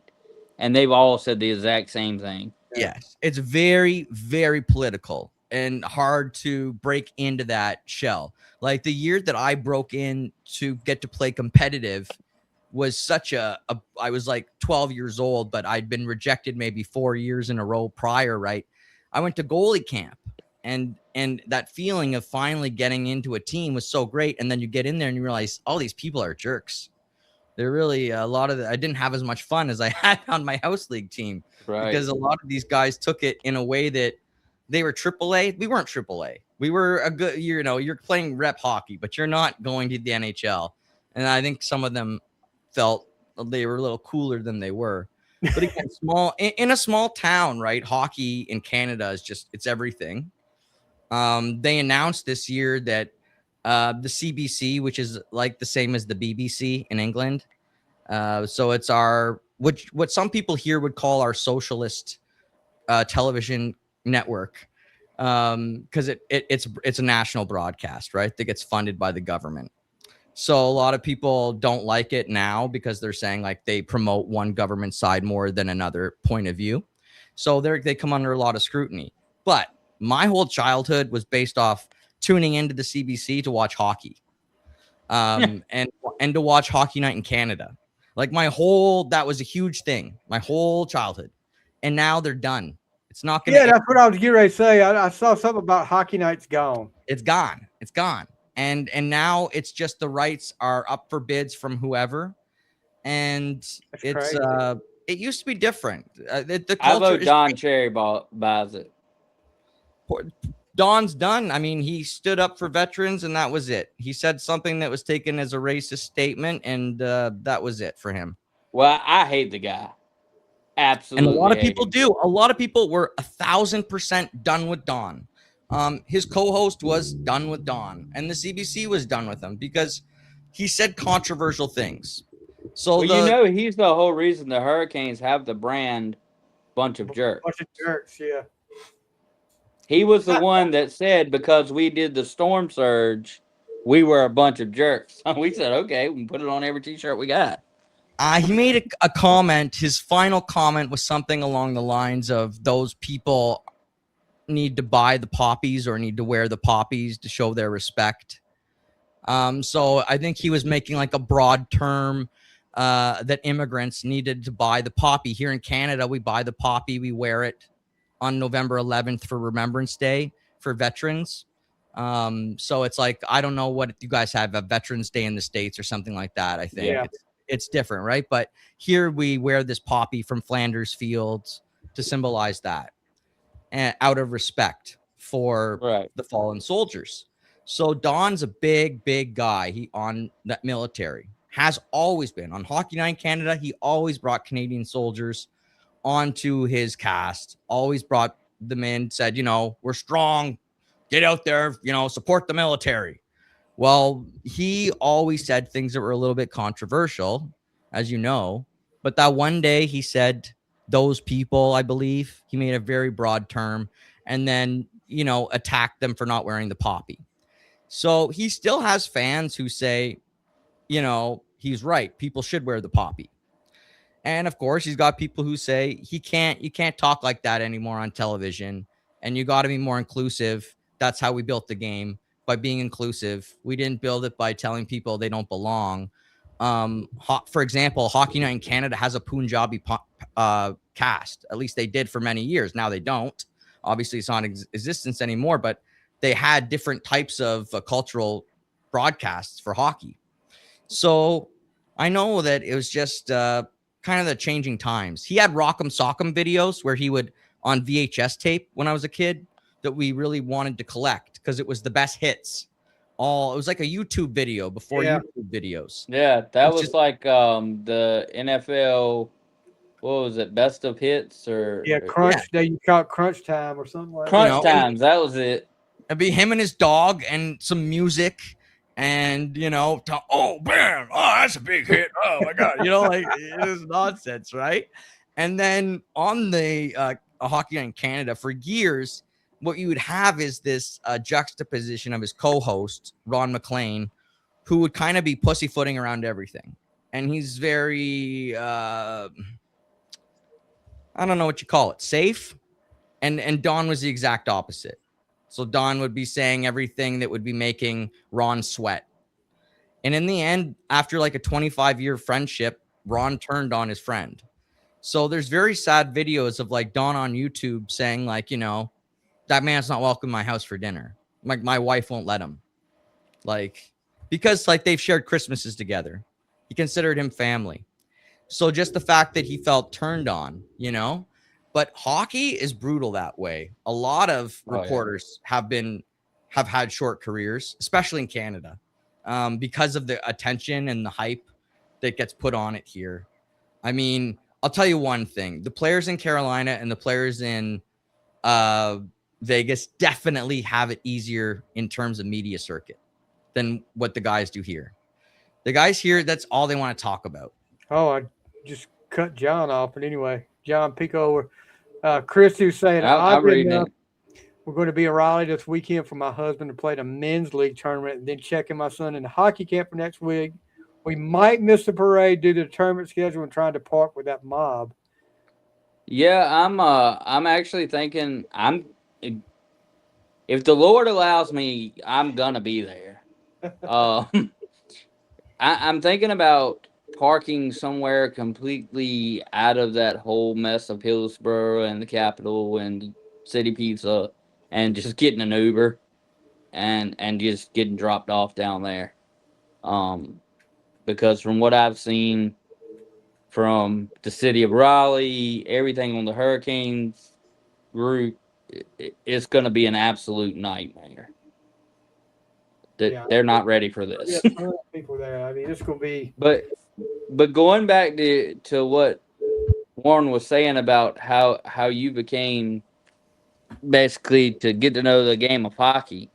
We have two completely different stories. So in 2006, well, let's back it up. Was it 04? 05 was the lock. No, 07 was the lockout year, right? Or Hey, 05. I don't know. Hold on, we'll look it up. Might have been 05. Go ahead, and I'll Anyway, the year before the lockout was the first time I ever turned on hockey at all. In 06, I saw the Canes win the cup. I was a Hurricanes fan. I'd been to a couple games, but I really didn't understand the game. I knew I liked it. I knew it was fast paced. I knew that it was hitting. It sounded like gunshots when they took a shot. So it was awesome. It was everything I wanted. 2004, 2005. Yep. So I thought it was because we were the first team to win the cup after the lockout. And Tampa Bay was the last one to win it before the lockout. But I watched that series, Tampa Bay. I can't even remember who they were playing. Tampa Bay with the last of the great French forwards. Yes. The last of the great French forwards. It's very sad. St. Louis. St. Louis and Le Cavalier. And since then, there has never been like they used to be all French at one point, right? Yeah. And now they were the last of the greats. It's sad to say. But But that I can remember watching that series. And that was my first taste of hockey. And I'm like, holy crap. Well, then I find out there's a team in Carolina. And I'm like, all right, this is cool. So my cousin takes me to a couple of games that season. I was like, all right, I'm really into this thing. I don't understand a lot about it, but I'm really into it. So fast forward a couple of years, I go to college. Good friend of mine who I went to high school with, Lance Jenkins, had basically come up with an intramural league there. Eastern North Carolina doesn't know what hockey is outside of Greensboro and Raleigh at this point. I mean, we just have no clue what the hell is going on. So I get there, and I kind of gravitated towards Lance because I knew Lance. We went to school together. You know, he was kind of, all right, maybe he'll introduce me to some people. So I forgot what we were doing, but Lance comes up to me. He says, hey, man, you know, we got this intramural hockey league going on if you want to play. I was like, duh. I love sports. I don't know how to play. And I told him, I was like, I've never been on skates before, man. Like, this isn't going to work out. So, luckily, after a couple skating lessons and that, I got on rollerblades. I played there. We went. It was amazing because we turned this student center every night into a hockey rink using wooden couches and chairs to round off our rink. I love it. We were on hardwood flooring with rollerblades that had holes in it about that big. So when you hit one of them holes, it was over. The sniper was real. So you know, we're using makeshift pads. We're sharing goalie equipment.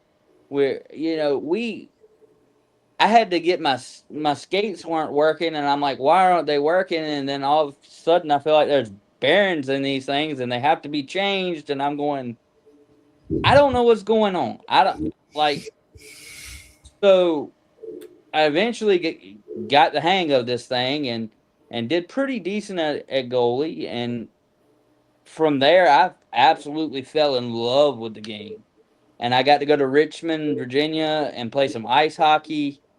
Like, it was just, it was like I was a kid again.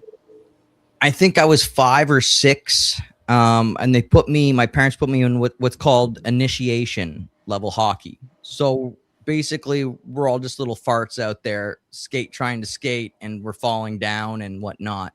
So it's like t-ball. Yeah. But what we get told right away, what we would get told as kids right away, is you want to learn to skate, and if you can skate, you're going to be good at hockey. You're going to have a chance to be good at hockey. If you can't skate, you're going to get left in the dust at every level.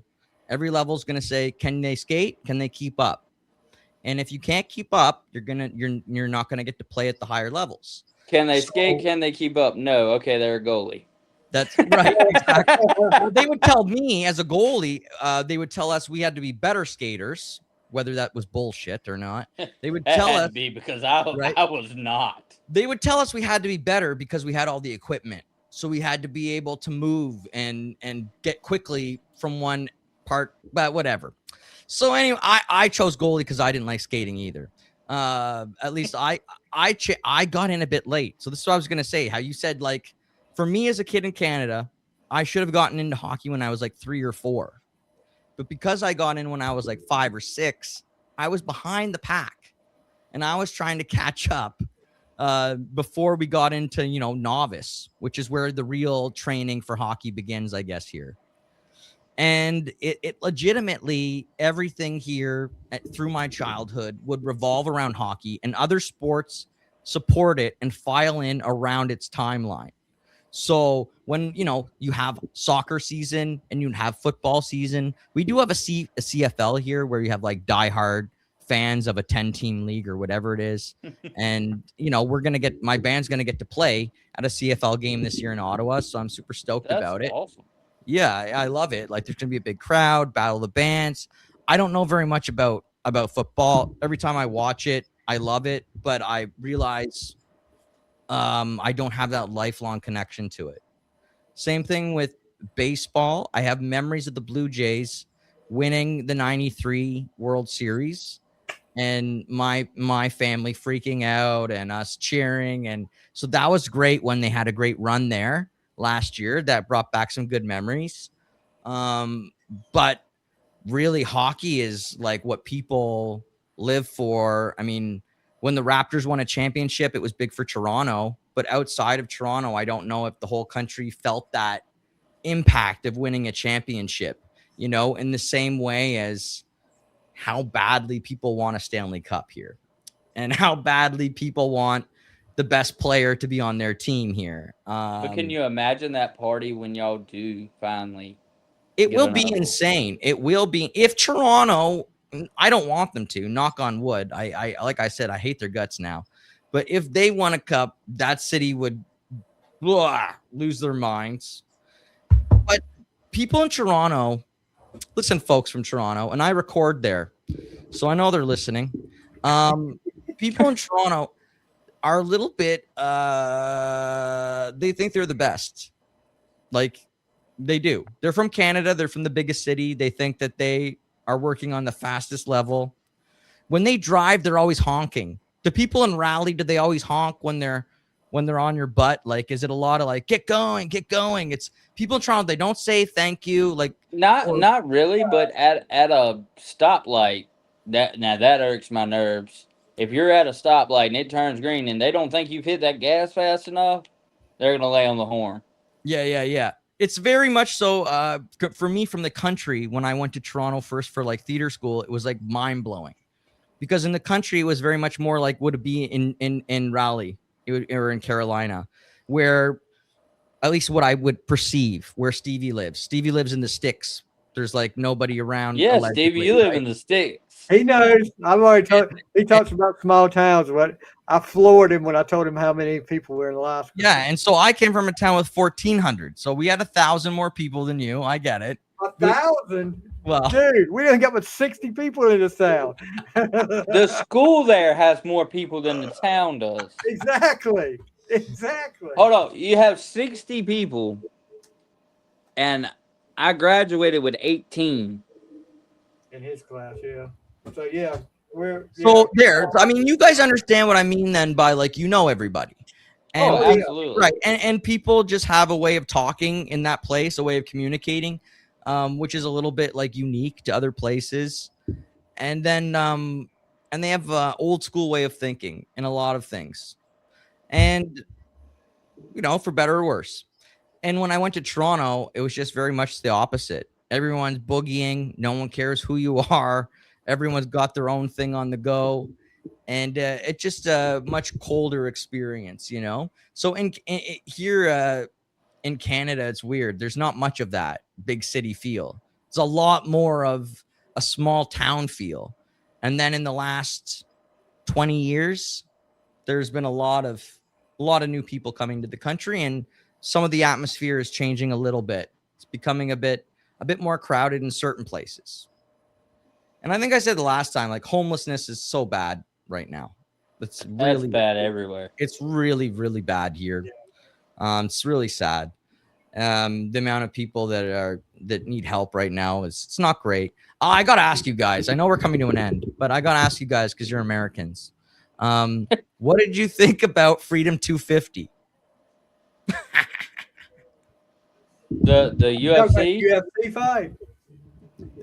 So that was like the big concert. Now, only reason I'm asking is Brady and Matthew Tkachuk went there instead of the finals, and they were posting live from, posting out about the planes and allegedly a whole bunch of artists canceled. I don't know if that's true or not. Yeah, that's true.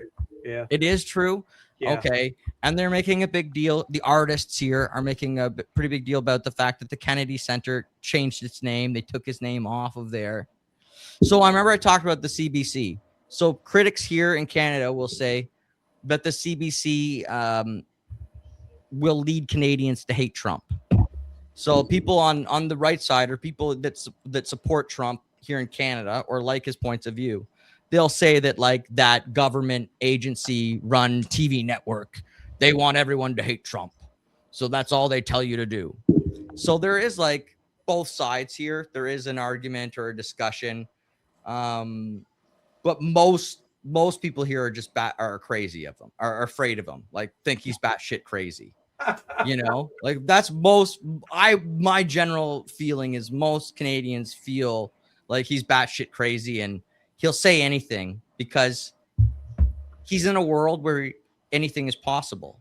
He's not a politician. When you are the president, but he's realized that when you are the president of the United States, anything is possible. It doesn't mean it's going to happen, but it's possible.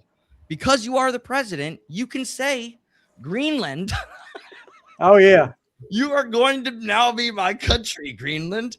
And I find it hilarious because he's right. Like, look, whoever owns Greenland, I can't remember, but the country has like 6 million people, right? Like Norway, or I think it is, or the Danes own it.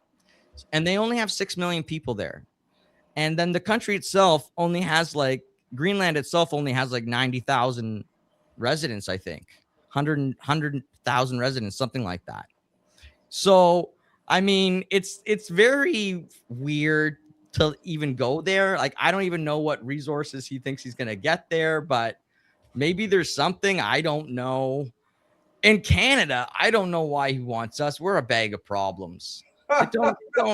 You don't want to take on our bag of problems. We've been dealing with shit for 200 years ourselves with our own bloody issues, which, like, look, we've got Alberta. We've got people in Alberta that are threatening to separate. Those people, to me, as an Ontarian, it's like, what? Alberta, they have a great. For years, people in Alberta got checks just because of the oil there. Like, the oil market was so good that if you lived in Alberta, you just got money just from residuals. So I guess they know they're rich there. They know they have something in Alberta and they want to utilize it to its full potential. Then you've got Quebec, who, like I said, I can go in and out of Quebec, 40 minutes from my house and, no problem. And there's people in Quebec that want to separate. Again, they have their own culture. They have their own language. They have their own history. So there's people here that want to protect that. So I don't know if Trump wants to deal with this stuff. I don't know why he would even want to. Because I'll tell you what I'm tired of, though. And I don't usually go political on here, but forgive me for a second. Just like the UFC fight the other night. I don't know if you guys saw it. Jack Osborne went. Okay. Because he's a UFC fan. Okay, yeah. And he made a post today just talking trash to these people that have just commented on his. He put pictures up there where he was at the UFC fight, just saying, I'm not a fan anymore. Get grow up, people. I mean, he's a UFC fan. He went to a UFC fight. It just happened. It was at the White House. These people are killing me with that crap. It was an event. It was a once in a lifetime event. It's not gonna happen again. That's what Dana White said. Not again. That will never happen again, is what Dana White said. Right. So it obviously was super expensive and I'm sure security was off. They come out and said they thwarted a terrorist attack. People were going to send drones in. It was three guys they arrested. So, yep, no doubt. That's the craziness now. I mean, the security must have been just wild. And yeah, I hate to get political, but I'm one of those people who's a fence sitter. I'm really just in for the show. Most of the time, I can see the points of view on both sides. Yeah. And so I really dislike it that we get played against each other. I don't like it. I like to think that I can play every situation a little bit differently. I don't have to color myself, to make. Well, I'm gonna be honest with you. I was watching hockey for the last month and a half, Stevie. That's all I've done. Yeah. So if it happened outside of Rich Square Market or a hockey, I probably didn't see it. Christy chiming in. I was too busy watching the Kings win the Stanley Cup. Exactly. That's what I'm talking about, Christy. You guys are lucky.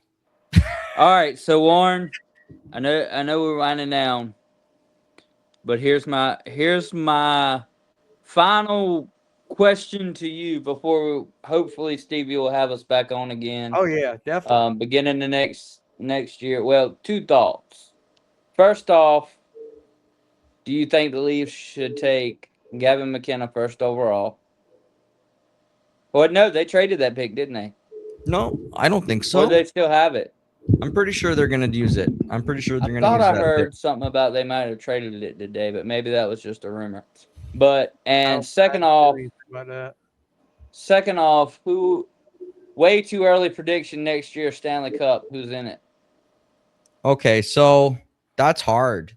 It's like I said, I would of course would like to see my team go there, but I think if we're looking at like Vegas odds, you're looking at Carolina again, especially depending on what their offseason moves are. Because they have the cap space, Carolina can position themselves here to really be a favorite right beside Florida. And then it will be about who stays healthiest, who stays truest to their system, who doesn't falter. But there's really good teams in the East. The parity, like we saw this year, is not going away. Buffalo is getting better. They're getting better and really good. And Montreal is getting better. Ottawa's getting better. Now Detroit is going to get a shakedown. Does that throw them to the bottom? I hope so. It would give some teams a little bit of breathing room. But I think it does. If Larkin goes, I think they're no longer even in the conversation. It's a huge step back. They were already short another center. Like, he's a good 2A. He's a really good 2A center. Or a 1B. And they had him playing every situation. That's what people have to realize about Larkin. Not only did they not address his team issues, they didn't address the issue that they were overworking him year after year after year. He took every face off. It's eventually you're like, can I please just have one other centerman to help me with this? And the Leafs have to take McKenna, in my opinion. I think they will regret it if they don't. Now, they have Matt Sundin. Now, do you say the Leafs have to take McKenna because you think it's the right move? Or do you think the Leafs have to take McKenna because if they don't, the fan base is going to completely riot? I think the discussion of taking someone else only happened once the Leafs got the pick. No one was giving any other name much credence, I felt. And then all of a sudden, the Leafs got the pick, and people jumped immediately to the Swedish-born player. Yeah. Because Matt Sundin is Swedish, and he's an advisor on the current Leafs staff. So people feel like, former Leafs great captain on the staff is Swedish. he's going to want to bring this Swedish kid in. I don't think there's any truth to that. The only difference in those two players that I see is you're going to get the same caliber of player, in my opinion. But there's a completely contrasting style. Gavin McKenna, yes, I think is the pick that that Toronto needs to take. The reason for that is you already have a true goal scorer in Austin Matthews. Okay, your number 2 pick is a true goal scorer. Gavin McKenna is a playmaker. You need that for Austin to succeed. Yep, big time. But people are going crazy talking about McKenna shouldn't be the number 1, blah, blah, blah. No one was saying, I don't think anyone was saying it until the Leafs got the pick. Then I felt like a lot of names started getting thrown in there, but especially the Swedish guy and the Swedish defenseman as well. And I think, again, there's a lot of the Toronto media. They just try and start stories out of nothing. That's what I was saying about, like, players here deal with crap. Like, Ottawa had the crap rumors that were started. We don't know where they came from. They weren't true. People started rumors saying that people were cheating on their wives and that Ullmark, the goalie, had sold them out. And, people believe this. But that's the Toronto media, is they're always looking for the next hockey story that's going to shock you and make you go, oh no, hockey. But yeah, thank you, Stevie, for having us on. Yeah, absolutely. Oh, yeah, definitely, dude. I enjoyed it. Like I said, going into the show, I know nowhere near what you guys know about hockey, but I'm working on it. And and we will definitely have you two back on. We'll do a preview before the season starts next season. Get your thoughts like this, and we want to thank all the people that commented tonight. Troy Smith, Justin Butts, Alice Warren, the mom crowd, Alice Warren, Joanne Simcox Meredith, and Christy Helms Burns. Appreciate you guys tuning in, and we got some likes up here. Justin Butts, Jack Jones, Rob Myers, and Krista Walston Weaver. I mean, the hometown crowd for John Michael here. Showing up. Yeah, so everybody's showing up for John Michael. But Warren, before we let you go, let's give us a look at him changing his background here. Hey, I'll give it to you. Even when y'all lose, y'all are still prideful. Yeah. Well, what else do we got, man? Maple syrup and pride. That's what you got. It's cold up here. There is a big thing going on right now. People are selling fake maple syrup. They're labeling it incorrectly. Syrup. Yeah, man. They're labeling it as maple syrup, but it's not real. That's a big problem right now in the newspaper I was reading here in Canada. So it's never boring. Maybe one day, Steve, we can get some real maple syrup tried at the store. It's good. We're going to have Warren on next week to discuss the fake maple syrup controversy. Look at it. Look at him changing all this stuff in the background. He's just playing around now. So before we get out of here, tell us where we can find everything Taming Sari. So get your plugs in on that. TamingSariBand.com. TamingSariband.com. Taming Sari Band. And that should give you our website, and you can find everything there, links to everything, our social media, the music. If you Google Warren Meredith, you'll find me. You'll find them. Spotify, we're there. iTunes or Apple Music, whatever it's called now. We're everywhere. It doesn't. You go Google us and whatever, you'll find us. Yeah. And thank you. I appreciate it. If you listen to the music, leave us a like or whatever, a comment, or you just like the music, that's awesome. And if you like Warren's acting ability, please be sure to nominate him for an Academy Award there. Yeah, go watch Tea and Honey. That music video will really give you Warren's acting. Yeah. It was fun. Be sure to check out the new single "Ghost of a Good Time" as well, guys. And, please do. Hey, we need the riff, the opening segment for.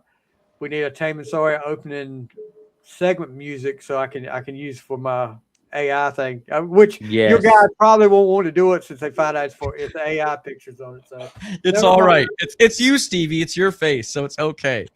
It's okay. Maybe we could do the Ghost of a Good Time intro. We'll see. I'll try and figure out, or maybe we'll just make you a new one.